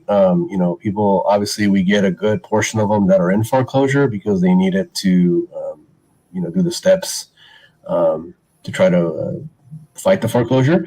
But if you're not in full foreclosure, that's okay as well. I mean, and even if you had the loan many years ago and you don't have the house anymore, we can do that as well because there's a record of it. So yeah, if it's in foreclosure, not in foreclosure, we can do it. As long as there's a record of it, or as long as we can pull the documents, we can do an audit on any mortgage loan, any consumer loan, credit card, auto loan. So yeah, I hope that answers your question. Yeah, but yeah, I mean, obviously a lot of people that are in foreclosure, are going to need these type of things because, of the tactics used by the banks. And with this year, it looks like there could be a foreclosure boom with everything happening with the economy and the housing prices. At these values that they're at right now are just so, I don't know what they are in your state. I mean, I'm in California and it's just like, you hear one thing on the news and then here everybody's like pumping up the value, so it can only go so high. And I did notice a slight dip, I believe last month and the previous month. So, as foreclosures rise, we're definitely going to be in a prime position to help those, that need these type of services. And, just tell your subscribers if they know anybody in that, we definitely can help. I mean, it's interesting. It's interesting to see. Oh, Handyman Ken SF says he's been in foreclosure limbo for about 5 years in your chat here. So yeah, that's an interesting example of someone who's been in a limbo for 5 years. And that's one of the things with some of the situations that I've seen where they've been in limbo for many years. You'll see some issue on the bank's end where either the loan has been securitized, sold, transferred, there's been really fraudulent assignments. There's something that's going on that's clogging it up where they can't really make that decisive move to take the property, and it's just something going on. It's like they could have a fraudulent document or the banks could have made a mistake and you see it's there in limbo. And then I've seen situations like that where then it's been transferred and then it's been sold. And again, it just comes back to just they don't have the proper documentation. And even as a foreclosure, they still have to follow proper foreclosure procedure. So that's an interesting case of him being in limbo for 5 years. I've heard some situations where people have been limbo for up to 10 years. So, it's very interesting to see. I mean, I'm not sure, the stress level of living like that. I mean, you're living with a foreclosure over your head for 10 years, but it just goes to the spirit of those people and being able to live like that. And, another side of that, sometimes you'll see the loan balance, increasing, like they'll foreclose and then they'll put all those fees on the loan. Right. And so suddenly the person took out a loan for $250,000, right? And let's say 10 years of foreclosure limbo, suddenly their loan balance is like $1 million, right? Because of all the fees and of all the late fees and just the exorbitant amount of things that they put on there. Of course, that can be reduced through proper, legal maneuvering, but it's very concerning to see, how some of the banks will actually add late fees I get situations where people are just a few months behind, right? And I'll look at their bill, and they missed, let's say, 2 payments, right? And it should be 2 payments of, let's say, $1,000. So that's $2,000, right?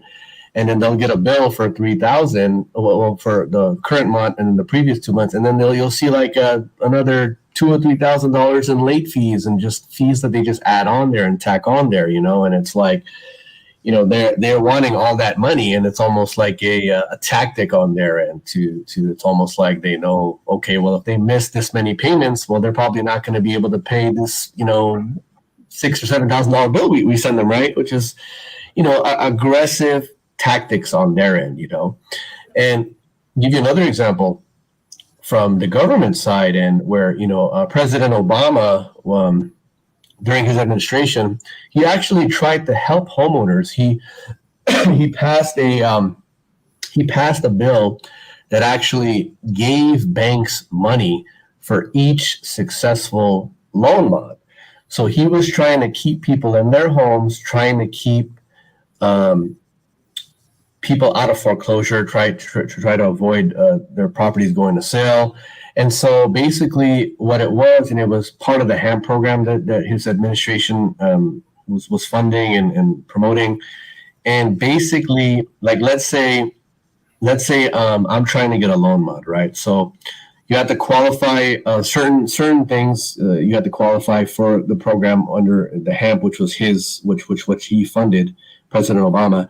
And as long as you qualify, which was not that hard, the bank was supposed to give you a loan mod. So the bank would have gotten, so if the bank would have given me a loan mod, right, the bank would have gotten a check from that fund directly to the bank to give the bank incentive to give me a loan mod, right, as a homeowner. So what the banks would do, they would give people a 3-month trial mod, okay, 3 months, and then so that they could show the government, okay, we did a loan mod, get the money from the government for each one, and then after 3 months, those people will go back to the same situation they were before, same loan, or the same, in a sense. So it wasn't a permanent loan mod. So it was like the banks playing a 2-sided game, right? So I'm gonna offer this 3-month trial mod to the homeowner. I'm going to make the Obama administration look like I did what I was supposed to do, get the money from them, get the money, and then 3 months later, the people are like kind of back to square one in a sense. Yeah, see, a lot of people don't realize that. So, yeah, so that's just things that you see in this industry, that just make you a little concerned. Wow. Yeah. Doesn't surprise me. Yeah, and I gotta tell, I don't know how many, I respect all presidents. I don't know how many people out there, whatever, have their opinions about Trump, but actually President Trump actually strengthened the banks, from what I hear, against the homeowners. So as it relates to the foreclosures and the banks getting the properties. So that's something, like some of my, people that are support Trump really staunchly, which is fine. You can support anybody you want. This is America, but and then I tell them, they're like, "Wait, what are you talking about?" I'm like, "Yeah, he strengthened the banks. He strengthened the banks against the consumer in a sense." So that's one of the things. This is one of the things that we research, right? From my end, this is one of the things that we look into, because we have a certain view on things because we're on the inside in a sense, right? As opposed to a consumer. So these are some of the things that we can notice, and fortunately, a lot of people don't realize some of these things, but it is what it is. I just wanted to put that out there. Huh. Yeah. All right. Let's get those likes up. I'm seeing people saying that, our likes are a little low for the amount of people that are watching. So I just want to send a shout out to everybody. First of all, I want to also thank everybody for staying with us. It looks like we've got a majority of people, running about 153 people watching concurrently, so that's awesome. Thank you guys. You guys are the ones who said you guys wanted to see a little bit longer of shows here on the James C. Lovett Badwolf show. How many people? 153 have been watching, peaked at about 167. Wonderful! Oh, wonderful! I feel like a celebrity. yeah, some people have come and gone, but okay. We're rocking an average of 152 people right now. Wonderful. So let's see here. Okay, it's a trust. Says the Fearless Floyd show talks about trust. So if you want, Shawn, I mean, do you know anything about trust and how it affects this? Anything you can talk about, can't talk about? Between like what versus what Floyd does, how that works in all this.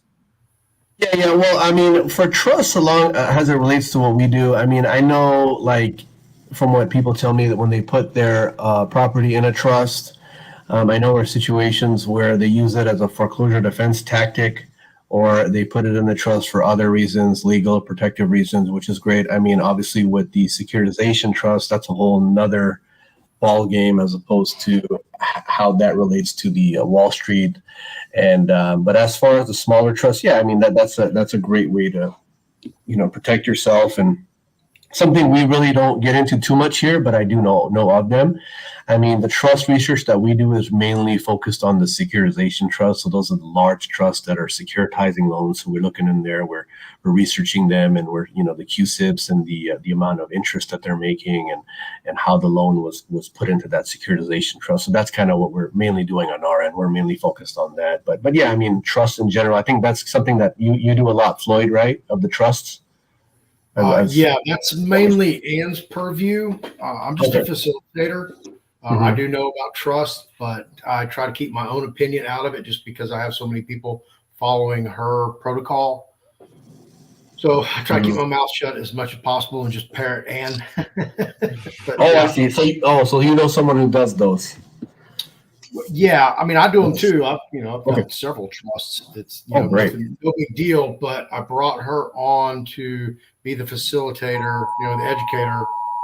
I'm just a facilitator, but I do know about trusts, so I really don't want to, kind of muddy her waters when I'm dealing with trust issues. Just because of that verbal oral contract her and I have together. Oh, I see. Wonderful. That's great. So, Shawn, we've got Phoenix Rising. She says, so with a credit card, can I terminate the contract with, we'll call it the Wonder Card, with a with a bill saying I owe them? Yeah. So credit cards, Wonder Card, definitely would, those type of cases, those type of situations, depending on the credit card amount. I've seen people handle or process those type of claims in small claims courts really well, civil as well. I mean, that one there, I have to see. It would depend, like if the credit card company sold the loan, if there were violations, if there were issues. Obviously, the more issues, the better for the case or for the claim. So it depends. I mean, like I said, I've seen people have success in small claims court along those lines. Okay, I think Kelly has another good question here. We deeded the property over to a trust, and the mortgage servicer didn't care. They filed a foreclosure case against us still. Yeah, again, see that's a situation where again, blatant tactics.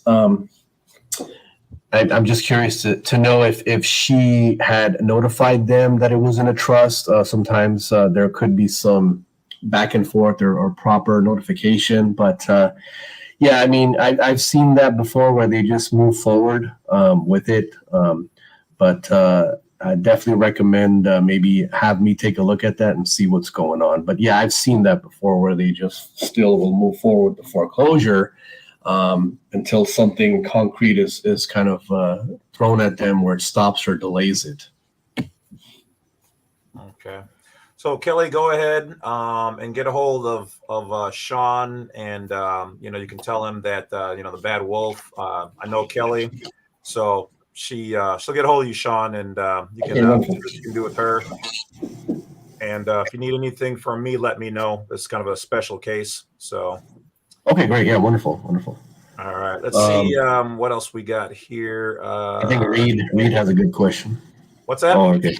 Oh, here it is, handyman again. Yeah, that's a good question as well.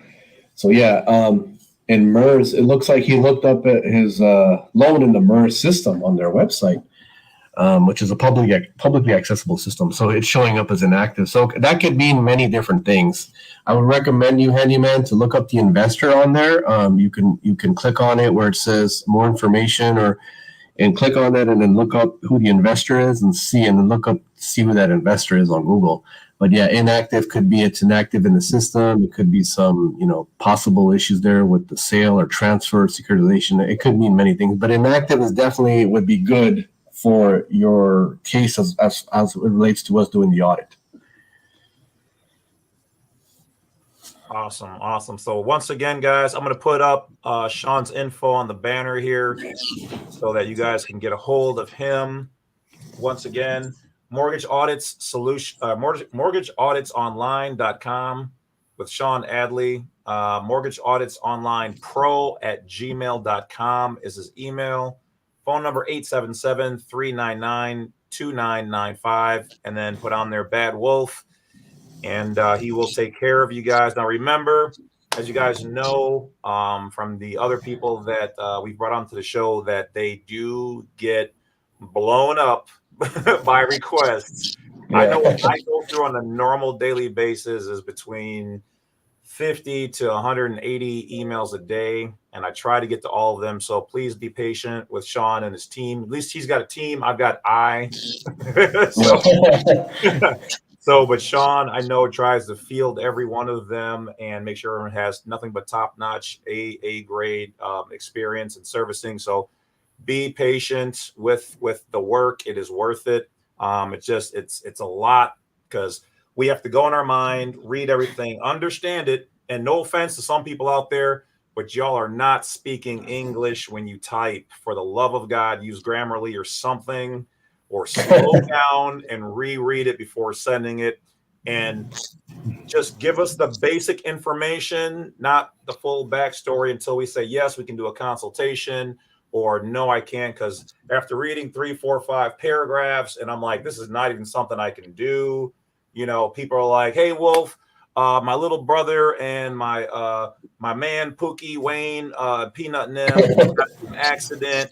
And then we were at my grandma's house. But she had been like, you should talk to the wolf because he had helped me with this. And then he had a thing on him. And then they're like, so what do you know about, and I'm like, I can't even do that. But, so just understand that I'm just trying to help other people out there to understand that, like, we get bombarded because it's a whole YouTube plus universe, Rumble and Patreon and everywhere else, TikTok and Twitter, that hit us up on a daily basis. So it is a lot of work, but we're doing this for you guys. So we definitely appreciate you. So let's get those likes up for me. For those people who, missed the Fearless Floyd introduction and show, I'm going to turn over to him real quick so we can talk about what he does for people just chiming in now. So go over to his channel, support and follow, like him. Same thing with Shawn. Go to his website, ask him for the free information. After Floyd is done, I'm going to have Shawn mention the package once again, and then we'll jump right back into some questions and we'll go from there. So Shawn, and then or Floyd, then Shawn, and then we'll jump back in. All right, it's Fearless Floyd again, everybody. You can reach me at the Fearless Floyd Show at yahoo.com. If you want to email me, the best way to reach me 24/7 is Telegram. It's quickest, it's easiest. I'm a premium member. I can move 4 gigs of data in one file with that premium Telegram. That's why I use it as the backbone of my platform. I'm on pretty much every platform you can think of: YouTube, Rumble, BitChute, Telegram, TikTok, Facebook, all as the Fearless Floyd Show.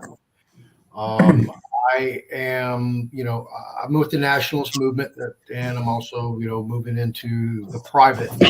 And what I try to do with my community, our community, is put people together who are on different journeys and are going to cross paths, and hopefully we can enlighten people to have more awareness of the world around them and how they're going to proceed in their future, and how their ancestors are going to live in the future, and how they can create generational wealth by tapping into different things that are going on the back end. So that's pretty much what I try to do. And I try to present as much factual evidence that is produced by what we call them, would be the government, financial institutions, or whatever, to show you guys my own experiences or somebody who has firsthand experience doing whatever that process looks like. Thank you for James. Thank you for Shawn. Thank you for everybody that's watching this. Thank you everybody that's watch this. Like, subscribe, share, hit the notification bell, leave a comment below. And with that, I'll give it to Shawn. Yes. And I'll let Shawn take over. So SSS said Wonder Card just closed my account, would like to do an audit on them. So I can field that one for Shawn. Just hit him up and I'll drop the email in there. But Shawn, go ahead and mention the pack one more time. Yeah, absolutely. Yeah, appreciate it. Yeah, thank you for having me on. Would love to do this again. Thank you, James, and thank you, Fearless Floyd. James, just want to say you have the best channel on YouTube for this type of services, and it's great to see someone empowering the people. And I must say, you look like a big time lawyer in that office with all those books behind you. I tell you, I love it. and I'm just just so happy to have on this platform this type of reach with people. And like I said, I mean obviously when I started in this industry, I mean, obviously you have a career, you have to work, but when I saw that I could actually help people, I think that brought meaning to it. So it brings that passion in there. And, it's great to see it, especially when, as a student of history and, you read about, great changes in countries, and I mean, in a good way. And you read about how, where actually when people get together, in a peaceful way, we can actually change things for the better. And a lot of changes in this country, and there's just been a lot of, things going on. And I think that we're all part of something that, can be great. And, I took the conscious choice to be on the side of the people. And, I'd like to joke sometimes and say, well, what am I, okay, what if, they offered me $10 million to go away? It's like, honestly, what am I going to do with $10 million? It's like, you can't even spend all that money. It's like, what am I going to have? 10 mansions and 10 supercars? and I think it just goes back to the awareness and just, and just, having a conscious and having that value of helping people. And that's what my company is about. I love to help people, and I work with people like, we do, payment plans. We do, like, if people, can't afford it, we help them out. We took the approach of, okay, we're not going to be like the banks and say, oh, you have to pay us this or we're going to take it home. No, we're actually, we work with people. And I think that's how it should be. You, even as an institution, as a financial institution, they should work with people. And if it's going to take us doing the reports to put pressure on them and to leverage them and to try to get the people what they're trying to achieve and what they want and to try to get their situation resolved, then I'm all for it, and that's what my company does. And you can reach me at Mortgage Audits Online, and just type in Mortgage Audits Online on Google, or just it's going to be the mortgageauditsonline.com, and email or call anytime. Please keep in mind, if you do call, I don't get to you in the proper time. Just remember, probably that day we're getting really busy, but I will try to reach out to you the same day, if not the next day. And I'd like to reiterate, everyone on the live tonight, I would like to gift all of them in respect to Fearless Floyd and James Lovett, our educational kit, which we actually sell for about $350. I'd like to gift that to all the people tonight on the live. Even if you came and went, that's fine. Just email me and I'll send you that. A lot of good information. And again, I'm for the people, we're for the people, and let's get it done together. Awesome. Thank you so much, Shawn. Appreciate that information. Thank you as well, Fearless Floyd. So we're at 2 hours. Like I said, so anywhere between now and the next 30, 40 minutes, we'll definitely wrap it up. So there's going to be the beginning of the end phase. feel free to answer some more questions.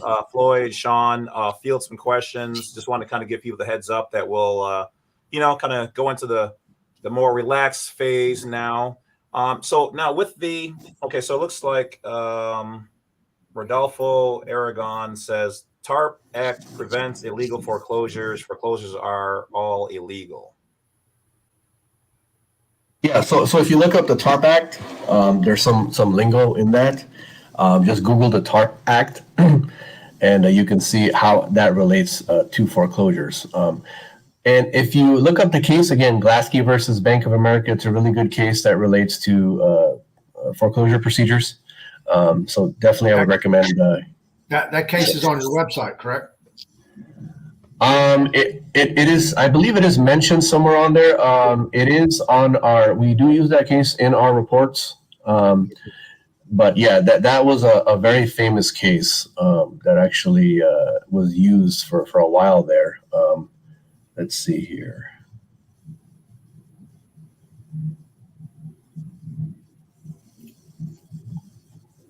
Okay, politically incorrect. Okay, yeah, thank you. Appreciate that. Yeah, go ahead and feel free to contact me. You could email me, and on our website, there's actually a scheduling system where you can actually request a callback or request a consultation. Now, we did recently change it to 15-minute slots because we're getting many requests. But if you want a longer than 15 minutes, I don't mind talking to you. Just for now, it's going to be 15 minutes. So when you go on our website, you can actually schedule a call for any day of the week, Monday through Friday. We do it Monday through Friday, sometimes on Saturdays, but typically Monday through Friday. You can schedule it right on our website. There's a pop-up on the bottom right-hand side that comes up, and then you can schedule a call there. But yep, let's see. Fearless Floyd, do you do a lot of, many things along these lines that it relates to the mortgages and the trusts and things along those lines on your end? Mainly with trusts, and Okay. deals with a lot of foreclosures and mortgages. Okay. I personally don't. What I'm trying to do right now is, I was on my own journey, and almost 2 years ago now, something kept telling me to do a YouTube channel, and it was originally supposed to be about music and concerts. So I started going through little private stuff, things that I, were doing along the way. Hey, I did this, and that gained traction, and kind of this is what my brand or channel or platform has evolved into. And this year, I'm just going to focus strictly on this to bring the community together and expand it. Hopefully, I can get a rejuvenated movement of nationals, foreign nationals, wannabe nationals that have no affiliation with any kind of hierarchical assembly, i.e. Annabon Wrights, David Strait, Desiree Payne, any one of those other ones. I ran across another one today. In fact, I was talking to James about that earlier. But if we can consolidate all those people, because some of them, they're not going anywhere. They're just, like a couple months ago with those pictures of all the animals doing circles all day long, on in. That's what you're doing in those assemblies. So hopefully with Eric Dingus's help, we can set something up and establish something for the nationals to come together as a whole. And for those of us who know, like Shawn and James, some of the things that are going on the back end, so we can reveal those and expose those to the masses as we grow this movement. So that's kind of what the goal looks like, and hopefully I can, make that happen. That would be that's wonderful. And I've noticed that I don't know if the word mainstream media is the right word, but it seems like they kind of shy away from these areas. It seems it's almost like it's just a kind of like movements that you see online and word of mouth, but it's like you don't really see it, I guess, in mainstream media, I guess, if that's the right word. Right. Yeah, absolutely. You're not going to. We have to be very delicate on our speech on this platform. Right, right. Absolutely. So, well, they, crudely put, a pimp doesn't teach doesn't teach his students how to pimp for themselves, you know.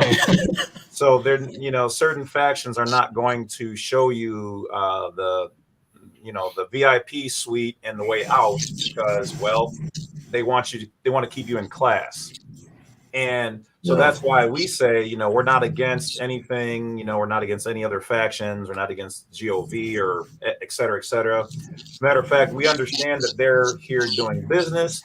And so for all it is that we're teaching people how to do business. And if you choose to operate in business not knowing the rules, thereby subject to their rules, then so be it. We're just showing people that this is a business arrangement, a trust, if you will, and there are certain positions in it, and you can operate on the different levels. Now, so what all we do is we just educate people to that, and remarkably, a lot of people enjoy those benefits and privileges.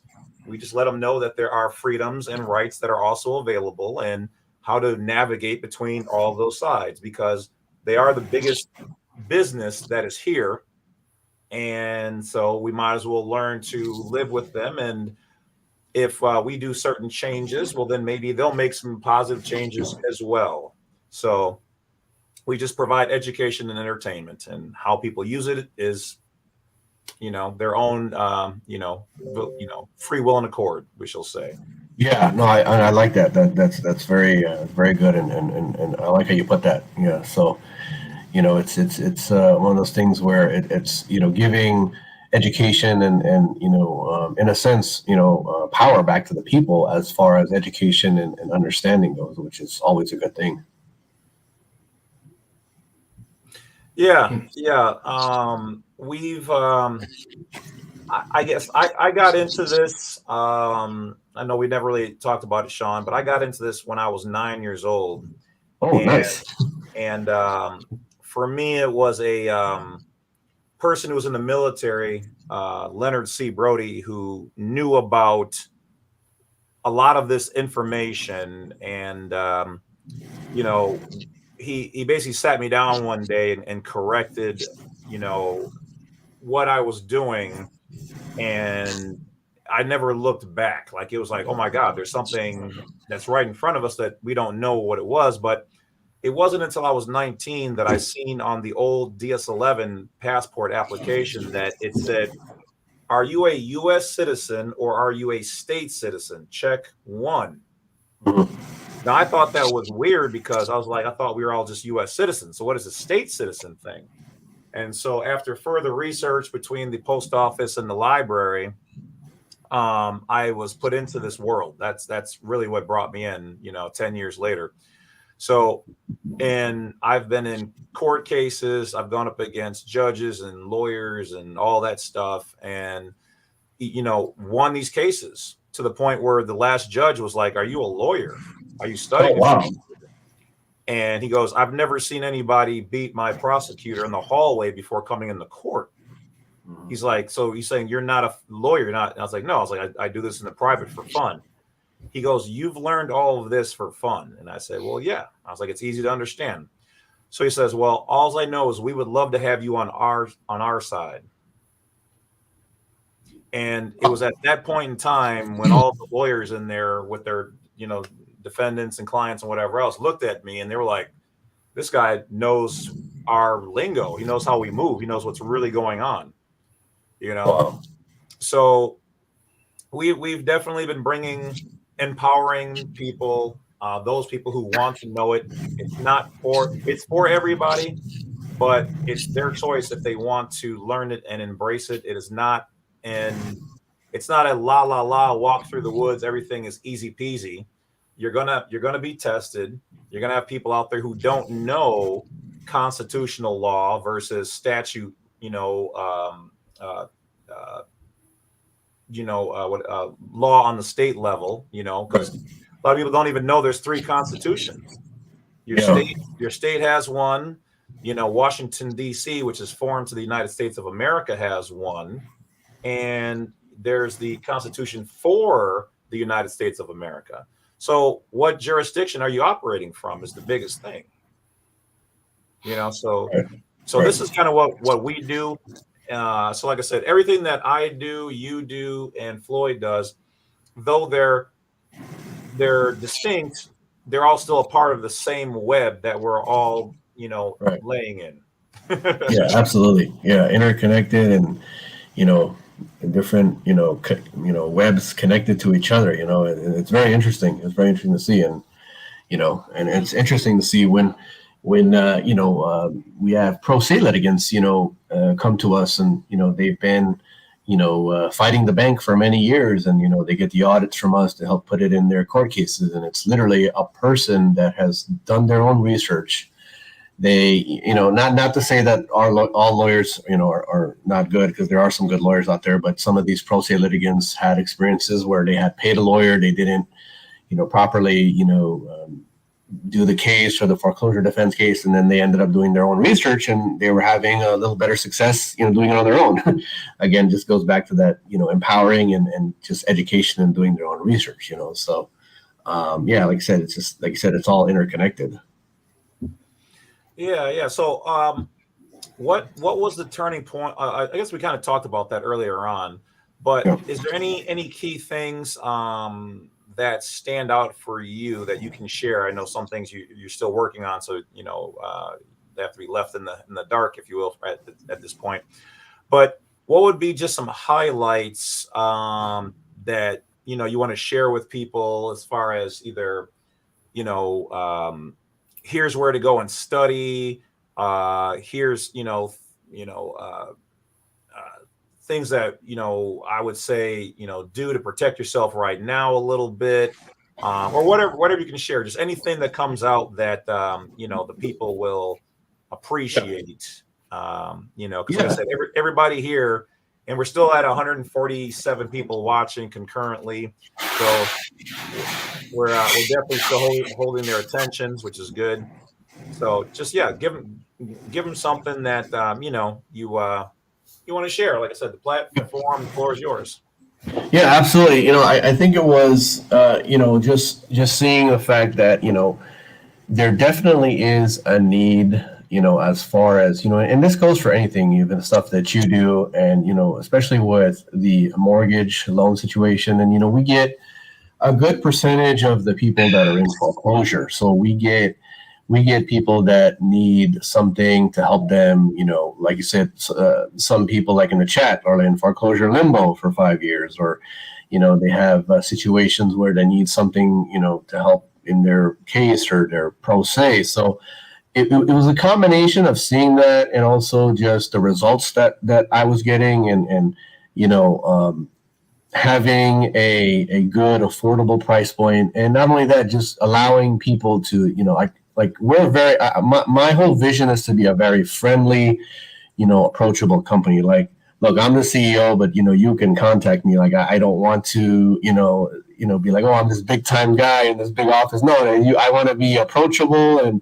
that's one of the things that my parents instilled in me. No matter what position you are, be approachable and help the people, and that's when you see great leaders in the world, are for the people. They're not like, oh, I reached this position and let me have and stand here and have everyone look at me and, haha, I did it, right? It's no, these are, you look at your Malcolm X's and your Martin Luther Kings and your Muhammad Ali's and your, these great, leaders in history, and, even in past. I mean, obviously the spiritual leaders, right? You see Jesus and Buddha, and these are people that are actually trying to empower other people. If you really look at it, they're trying to, they're not trying to keep the information for themselves. And that's one of the things I want to give everybody, educational kid. That's part of the thing that I believe in. I'm like, here's a kid, go read it for yourself. I want you to read it. I want you to learn, and I think that's, and coming to this industry, I wanted to change that from when I could change it just from my own company.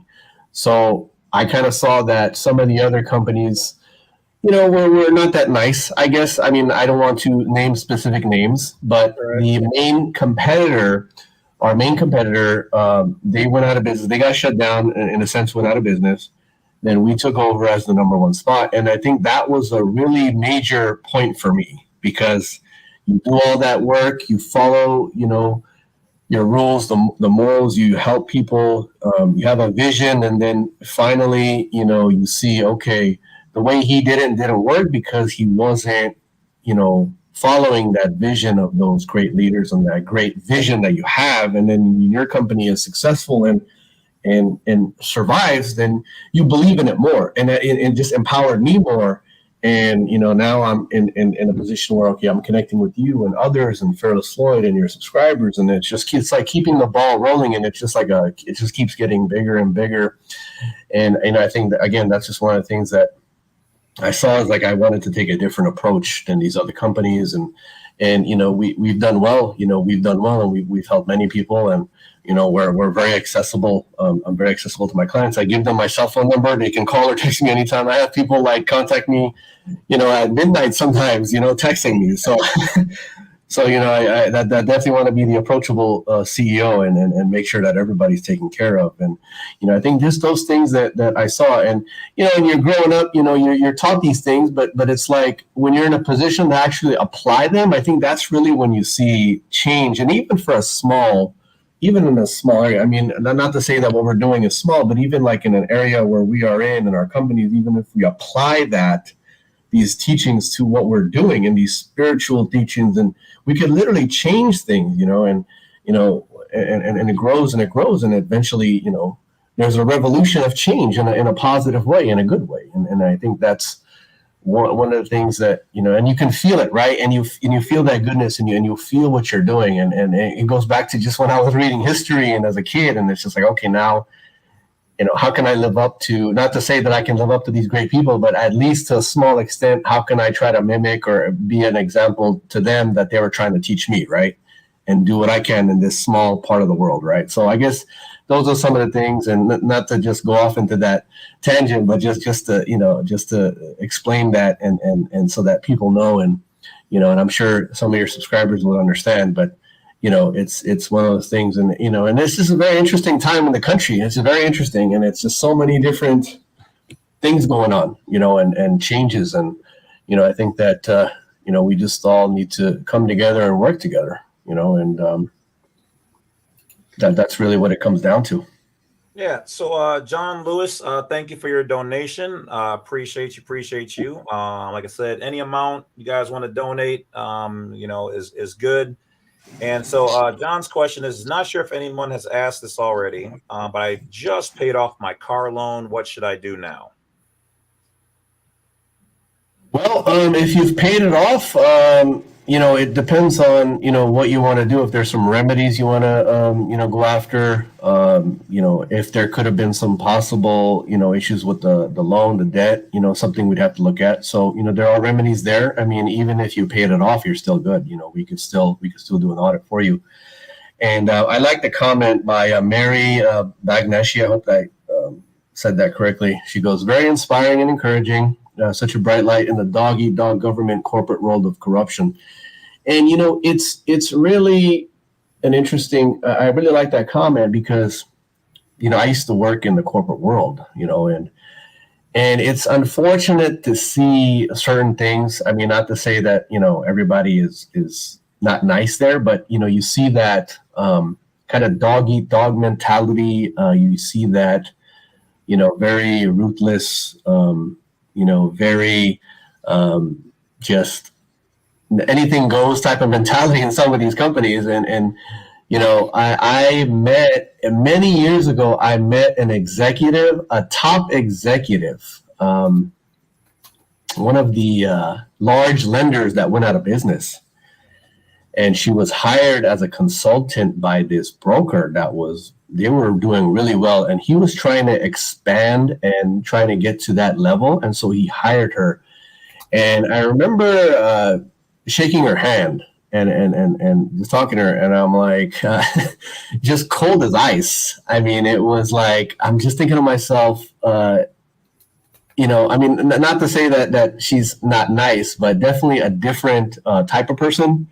Where it's like the goal is to just get to the top no matter what, right? That type of mentality. I mean, not to say that that's what she was thinking, but when you encounter one of these executives, it makes you wonder about what these banks or what these large institutions are really about from that end when you actually meet one of them.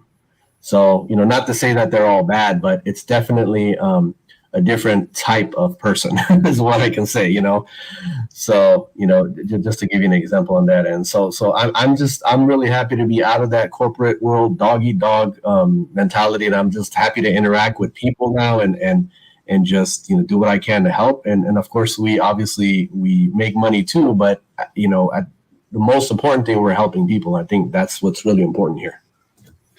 Yeah, I would totally agree. I wanted to be a CEO and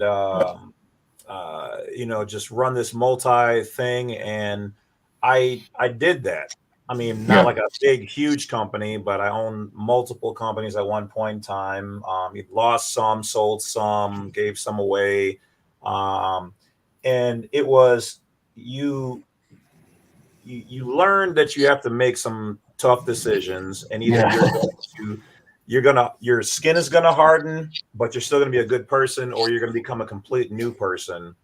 And for me, I didn't want where it was taking me, so I backed out of all that. And then at the same time, the universe course corrected me, and things kept happening where I was like, and for me, not to be necessarily religious, but I did say to the universe, I said, take away everything that's not serving me, that's holding me back from, realizing my potential and putting me in a positive era or area of my life, from here forward, And so when all these things started happening, I was like, why? I felt like I was getting picked on. And then I realized, no, I'm not getting picked on. I'm getting exactly what I asked for. If you ask for something new in your cup, you have to empty what's in there before the universe is going to fill it up with something new. So when it starts taking things, don't trip, but understand that now the universe can put something new in there. If I buy you a shot, I can't pour the new shot into your glass. You have to drink the one you've got first. Theoretically, I know some people are kind of, professional drinkers out there, but you get what I'm trying to say is that you can't hold on to the trash that you've gotten used to if you want new and better things. You have to move forward, and you have to be willing to let the universe take them from you to give those things to other people who need them, so that the universe can take things from other people that aren't appreciating that and bring it to you. That is a great continuum of life and energy in the universe. So be careful what you ask for. Be specific, because the universe has a sense of humor. All right. Yeah, absolutely. But yeah, at the end of the day, for me, it's definitely, I enjoy helping people, and Floyd does. I know you do. And so it's just wonderful that the universe has been able to provide us with a way of doing this, and helping so many people. So I know lots of people are, they're like, yeah, there's lots of gem drops in here. So thank you guys for watching, and I don't know, probably like maybe 10 more minutes, and I think we can call it. So Floyd, is there anything you want to say or jump in? Feel free. No, you guys have been covering all of it. Yeah, I want to thank Shawn again for being so thorough and dedicated to his craft. Oh, I appreciate it. Yeah. Thank you. And we're definitely always on the lookout. Refining things, and the report we have. There's a lot of work that's gone into these reports and the kit and everything, and I appreciate that. And like I said, we want our reports to be top quality in the industry.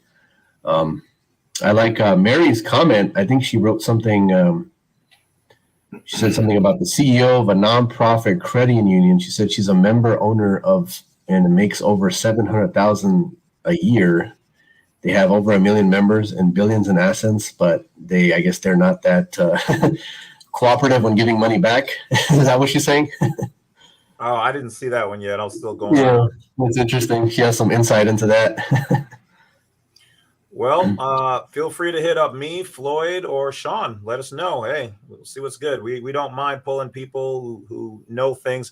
I've got tons of contacts of people from inside of many different services, systems, and corporations, and that's where some of the stuff I bring to you guys is from people out there who know a little bit more than me, Floyd, or Shawn, or whatever, and they're like, hey, I wouldn't mind. I can share this, but I can't share that.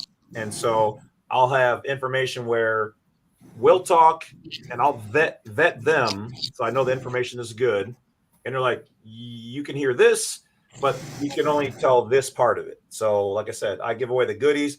I know some people are like, oh, how come you can't tell it all? Well, that just wouldn't be smart. But trust me, the stuff that you are being given is enough for you to do what you're doing. And that's why we've been nothing but successful. Like I'll even say like for us, I would probably say right now we've got a 98 or 99% success rate with everything we're doing, from court cases to passports to taxes, because when we've already found the way, and they always have to provide remedy. There always has to be a way. They can't truly close the door, because we the people, are the ones who created the system that they're operating in. And so they don't want to see the system go down because that's how they get paid. At the same time, they want us to be on their box. But once we understand our role in this trust scenario, where we are the executors and the beneficiaries and they're the trustees, we know how to operate. So there's just many layers to these things. There's many things to learn. And that's why it's always good to go to a professional and learn from them. So if you guys, want any of the services we talked about, you know how to get a hold of me, Floyd, and now Shawn, and we will definitely, give you guys what you're asking for. And if we don't know, we'll try to put you in the right direction to get what you're looking for.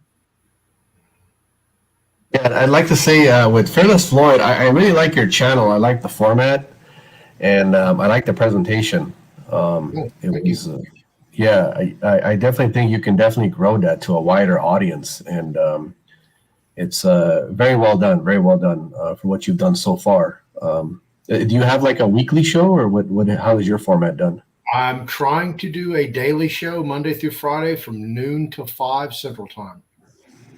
Oh, noon to 5 Central. Okay, wonderful. Yeah, and you're more than welcome to come on anytime you want. You have an open invitation. Yeah, I did subscribe. I'll double check, and I have to put the notification bell. But Right. I'm on Pacific time. But Okay. Yeah, you guys can chat in the private and work on some of the stuff we talked about earlier, and make it happen and expand Right. for the information for everybody. So I think it'll be a good fit. Yeah, absolutely. Yes. All right. Well, unless somebody has something lastly they want to throw in there, we are at 2 hours and 26 minutes, and I think we're going to wrap it up. So we'll give a moment for the people to kind of throw in any one or two last questions and say their thank yous. If you guys hit that bell, subscribe. Otherwise, we're going to start to wrap it up, guys. What is the observation deck? I think she was talking about all of us coming together and like having like I don't know if she meant like a shared channel or like a something where we all work together type thing. That's what I was getting out of it. Okay.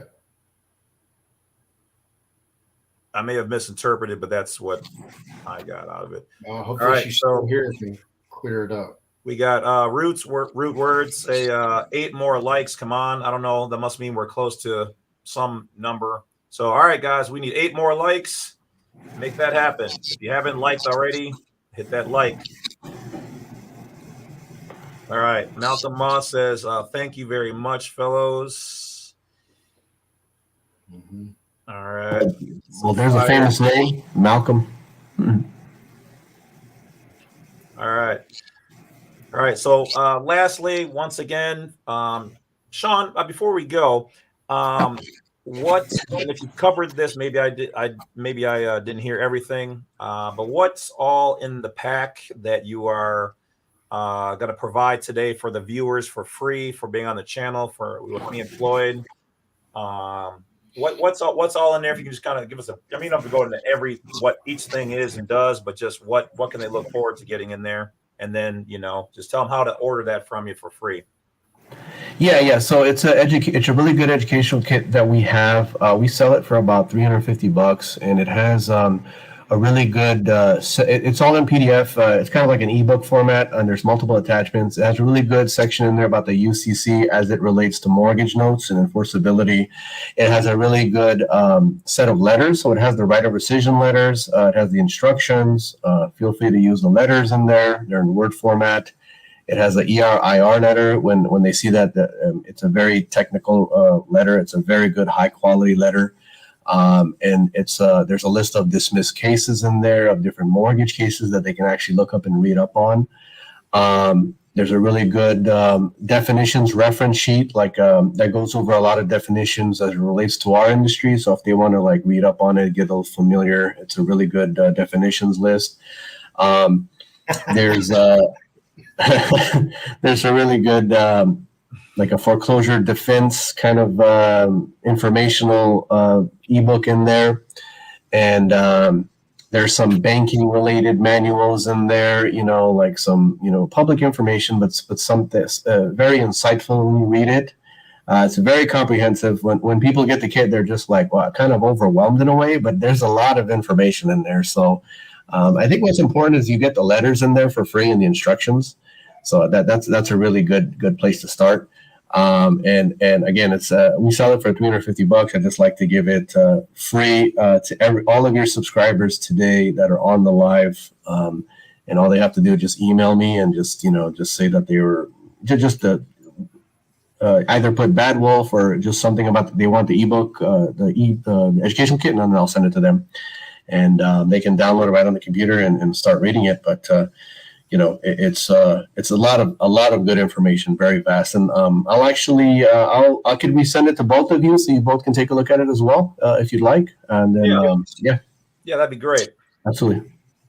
Yeah, you got Shawn. You have Floyd's email. Yeah. Okay. Awesome. All right. I know you got mine. So, all right, guys. Well, I just want to thank everybody for tuning in. We're still rocking 139.40 people right now, so that's awesome. I know some of the people here have never even looked into this particular information. Some people don't have homes or mortgages, but this can help your parents or friends or people or you when you come into this at one point in time, because I want to wish everybody out there who wants to have a house, nothing but positive energy, that you get the place that you want. Speaking of which, I mean, Shawn, would you say now's a good time to buy, not buy? I mean, what do you think? Well, I've been monitoring the California market really well for a while. If you have to buy it, it's really at their discretion. But right now, I'm actually looking in the California market, and if you look, what I would recommend people do is look at the data online. So go on, and this goes for their area. Like you can go online, and you can look at the value, like the graphs for like their state or their city. Like I look at it by city. So like if you type in Los Angeles, I'm about an hour from LA, but like Los Angeles home medium price values for the past 6 months, and you can see a graph, right? I mean, obviously for me, I wouldn't want to buy at the top, right? so because we buy at the top and then the value is going down. So I would monitor that and see kind of where, your price point is. Like, for example, a buddy of mine, in the area that I was looking at, he bought his house, I think it was like a year or two ago for like $500,000. And he got a loan financed, and his property value was worth $500,000 when he bought it. That same area now in this area is worth about in the 620, 630, right? So like that example, if I bought that now, I'd probably regret it, because assuming it's going to go down. Like, I don't know if it's going to go down. I mean, obviously nobody knows, but obviously I would wait till it goes down a little bit, right? But again, it's just at your own discretion. I would look at the values of your state, your city, and see where it's headed. But from what I hear, I mean, I spoke to a guy that used to be really big in the mortgage industry. I mean, this guy was multi-millionaire. He was doing a lot of loans, and he was doing loans back then and during the great market crash, that era before that, when everybody was getting loans. And so he told me that he in his opinion, he thinks the market crash is going to be this year, probably by summer. Now, remember, market crashes come in waves. I spoke to an appraiser that's been doing appraisals for over 10, 15 years. And she said the last crash for the real estate, it happened in like 3 or 4 waves. So it crashes, kind of goes back up a little bit, crashes again, and it happens in waves. So keep that in mind as well. I'd like to tell your subscribers. So yeah, definitely monitor the situation, monitor the values, and make an educated decision. Yeah, I know for me, when I had my people before I bought this most recent property, well, it was years ago now, but I just jumped in. I was like, you know what? It's no matter when you get in, it's never going to be the great time unless you just happen to get lucky. So, you know. Yeah, that's true. Yeah, that's very true. I would say if you can hold off, I would hold off until it comes down. If you just need to get it now, get it now. It is what it is. You know, you're gonna take it in the head or gut at some point in time, no matter what you do, because get your house, you'll be complaining about your taxes, be complaining about your neighbors, whatever. It's always something. Yeah. So, but if you can wait, I would say wait a little while, let it come down a little bit. But if not, just do what you got to do. Yeah. And then you have to factor in the interest rates too. I mean, I was talking to somebody who bought her house, I think during like COVID or right before or something. She was saying she got it was like a 2 or 3% rate on a 30-year fix. Her payment is unbelievably low. So, I mean, in her case, whatever the value was, she got a great deal, right? Because she's 3% interest rate, right? So I think that kind of plays in as well, right? The interest rates, and I haven't checked what it is right now, but definitely check what the interest rates are going right now for getting money on mortgages. I mean, that obviously is going to play a factor as well. I mean, I would monitor that as well. I mean, the lower the better, right? So. Yeah. All right. So let's see here. I will let Shawn go first in his closeout. Just say any last closing comments, things. Looks like Root Word says we got 200 likes. So thank you, Root Words. Appreciate that. Thank you, Dia. Thank you, It's a Trust. Thank you, Carissa, Megalodon. I'm going to cover some more in a minute. I just want to kind of throw those out there. Kelly as well, Politically Incorrect. Red Tape Read. So Shawn, I'll let you close out. Say any last closing comments, words, inspiration, whatever you got. Thank you also for being inspirational and for the people. People know here on my channel that that's what I do. I don't go tit for tat negatively with other channels. It's nothing but positive stuff. I'll get to that in a minute when I close out. So we'll have Shawn close out, and then we'll have Floyd. After everything is done, when you guys say you guys can hang out, we'll have the VIP with us 3 after the show. So don't go anywhere. We'll just close out, and then we'll close off the broadcast. And I'll talk about some more shop. But go ahead, Shawn, and then Floyd, and then I'll finish up, and then we'll call it. Yeah, absolutely. Again, thanks for having me on your show. The subscribers are great. And definitely would say, take a look at my free gift, the educational kit, read up on it. If you have any questions, let me know. As far as my company goes, we are for the people. We do side with the homeowners. I believe in empowering people, helping people. And that just goes back to what I've been taught by my parents, and obviously the spiritual teachers and the great people in history that I've read up on. And again, just following their guide and their direction and trying to do the right thing, as best as I can. And, like I said, a lot of changes in this country, but if we stick together, help each other, I think it'll all turn out okay and be positive. We just have to work together and stick to positivity, education, and making sure we work with, the great YouTubers. I think the next great people that's going to be coming up now is going to be guys like James and Floyd. These are our new, revolutionaries in a sense, as far as knowledge and education goes, and peaceful change. So let's all work together. And like I said, I'm here to help, anybody. And like I said, I'm very accessible, and, we're all here to help each other. And that's what I'm here for. And I appreciate you guys taking the time to come on the stream. Appreciate the questions. And, like I said, anything I can help, please let me know. And I hopefully we can do this again soon. Appreciate it. Thank you. Definitely. No, this will only all work if we can get Fearless Floyd to smile a little bit more, according to without that, it's a doomed ship. Yeah. All right. Sorry about that, guys. I've been going through some insomnia for about the last 10 days, and it's really taking its toll on me. But I'm going to get through it. FearlessFloydShow@yahoo.com. If you want to email me, thefearlessfloydshow.com is my website. I'm on almost every platform you can think of or that you want to be on as The Fearless Floyd Show. Reach out to me if you need any help with trust or just have any question, court cases, law, land patents, any pretty much any subject you're going to run into in here. I pretty much know anybody that is associated with it, expert, knows a lot on it. I'm on YouTube, Rumble, BitChute, Telegram, everything.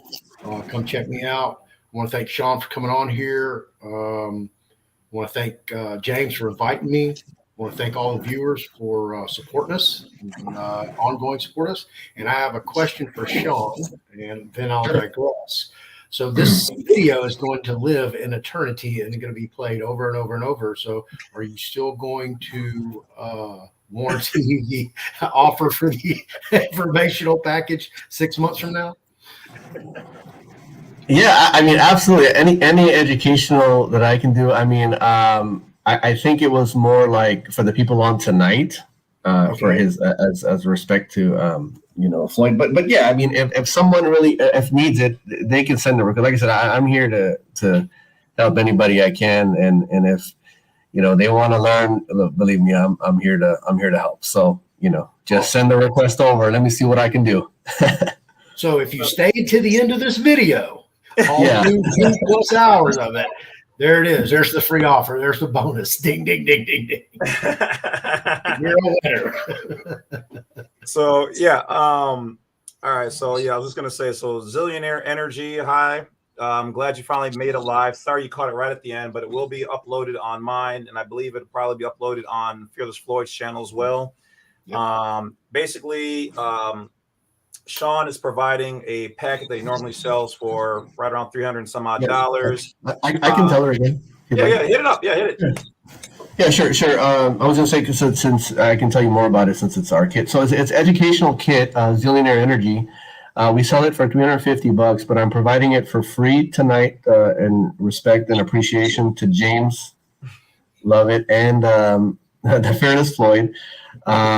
And all the subscribers here tonight, I'm providing it free. It's a very comprehensive educational kit, has a lot of good information in there, UCC information as it relates to mortgage notes, dismissed cases, letters that you can use, very comprehensive, some banking related manuals. So just go ahead and email me and ask for the kit, and I will send that to you. It was mainly for like the people on tonight, but if you're watching this video at a later date, I guess I have to put this out there, right? If you're watching this video at a later date, go ahead and email me and let me see what I can do. There you go. Yeah, okay. Remember, this is going to be on as long as they let me do my thing on here. Right. And so, and today's date is 1/17/2023. So let's just put that on there. Shawn, what do you think? Well, just tell Shawn when you've seen the video and talk to him, and he'll see what he's got. Maybe by then he'll have different packages, a free version, and then still get a paid version. So whatever, something like that. Just to throw it out there, give a little leeway. Yeah, and for those people in the future that are watching the video, maybe just mention this specific video, and I'm assuming you're going to have a title on the video, right, James? Yeah, we've got it live. Mortgage fraud and foreclosure with Shawn Adli of Mortgage Audits Online.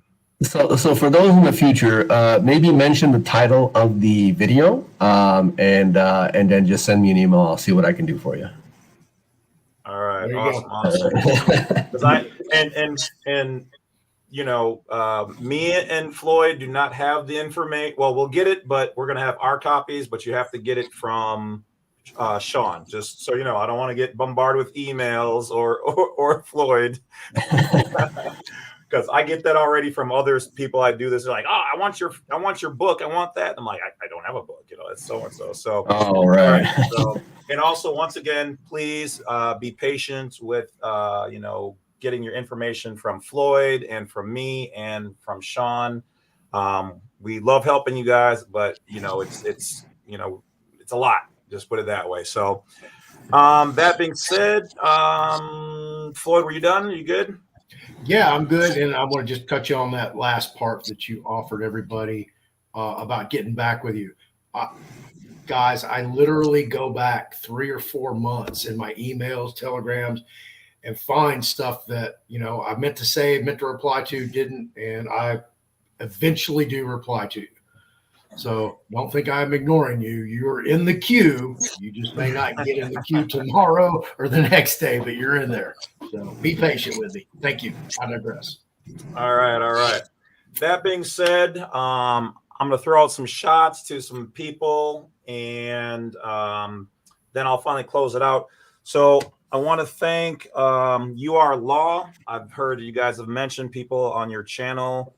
So if anybody knows them over there, tell them I said, hey, I appreciate you. Also, my people have got their own band, Knife Back. They're also on Telegram, or what is it? Facebook and Instagram, rather.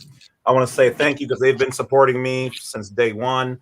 My people over at Drunken Cobra in Tosa, thank you guys. And also now Carissa, Root Words, Princess, Dia, Spill the Beans, Dogo, It's a Trust, Red Tape Reed, King, Kim, ALM, Ministries, Zillionaire. If I miss you, sorry. I'm just going through catching people, but those are the main ones. Maria, Fearless Floyd, obviously. Definitely want to thank Shawn. ISO, Jetpack. I did see you in there a lot. Thank you. Politically Incorrect. Sorana, Phoenix Rising, Kelly. And I think that is about it off the top. So thank you for those people I didn't mention your names. It means a lot. We do see you guys. We do see that you're here all the time, every time. So thank you, thank you, thank you. Also, Servant of TMH, got you on there. Thank you. Thank you for supporting us. Thank you for having the faith to believe in us, to at least look at the information, hear it, doing your own research, vetting the information, and going out there and making these changes. We will continue to bring you guys this information. And so thank you, thank you, thank you. And of course, now that the wolf is back out of the den, almost 100%, I will be bringing you guys some more passport videos. I'm going to have like 2 more. We're going to talk about that detail. I think you guys will find that very fire. We've exhausted most of that. So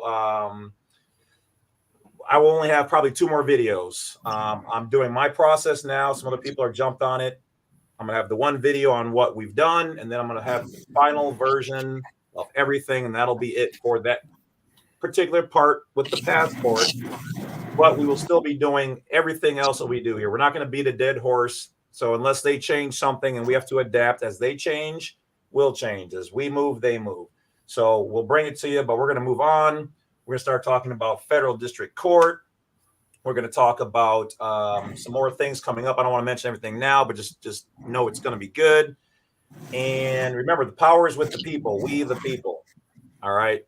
So learn it, live it. Other than that, I want everybody to be healthy, stay positive, stay blessed. Don't let anybody or any institution or any situation take your light. You guys are all fire, and share that with other people. You know, just because your fire might be small, you're going through some things. Don't let that be your future and your outcome and your reality. Okay, your fire can be of any size. and you can share that light. And you'd be surprised how many people are actually listening to you and following you and ready to jump and move. So, but if they don't, hey, that's okay. You lead your own way. And remember, not everybody in this story is meant to go to the castle with us. Okay. In every great story, there's going to be people on the side of the roads that are, what do the kids call them? NPCs, non-playing characters. They just talk, but they sit there, they hand you the armor, they hand you the food, they're the farmer on the side of the road. That's okay. Every good story has those. All right. And there's no disrespect to that because they are providing a service. Also, keep in mind, a lot of these agents, police officers, etc., low-level functionaries, no disrespect, it is what it is. They don't know the information that you're sharing, you're doing. You're speaking Latin to a lot of them. So make sure that you give them the courtesy of, trying to just let them assimilate the information. If not, go above them, because that's where the real power is anyway. All right. So that being said, everybody have a great night. Have a great tomorrow. Have a fantastic year. Thank you for the support. Go in peace. And I will talk to you guys later. Have a great night. Badwolf is over and out.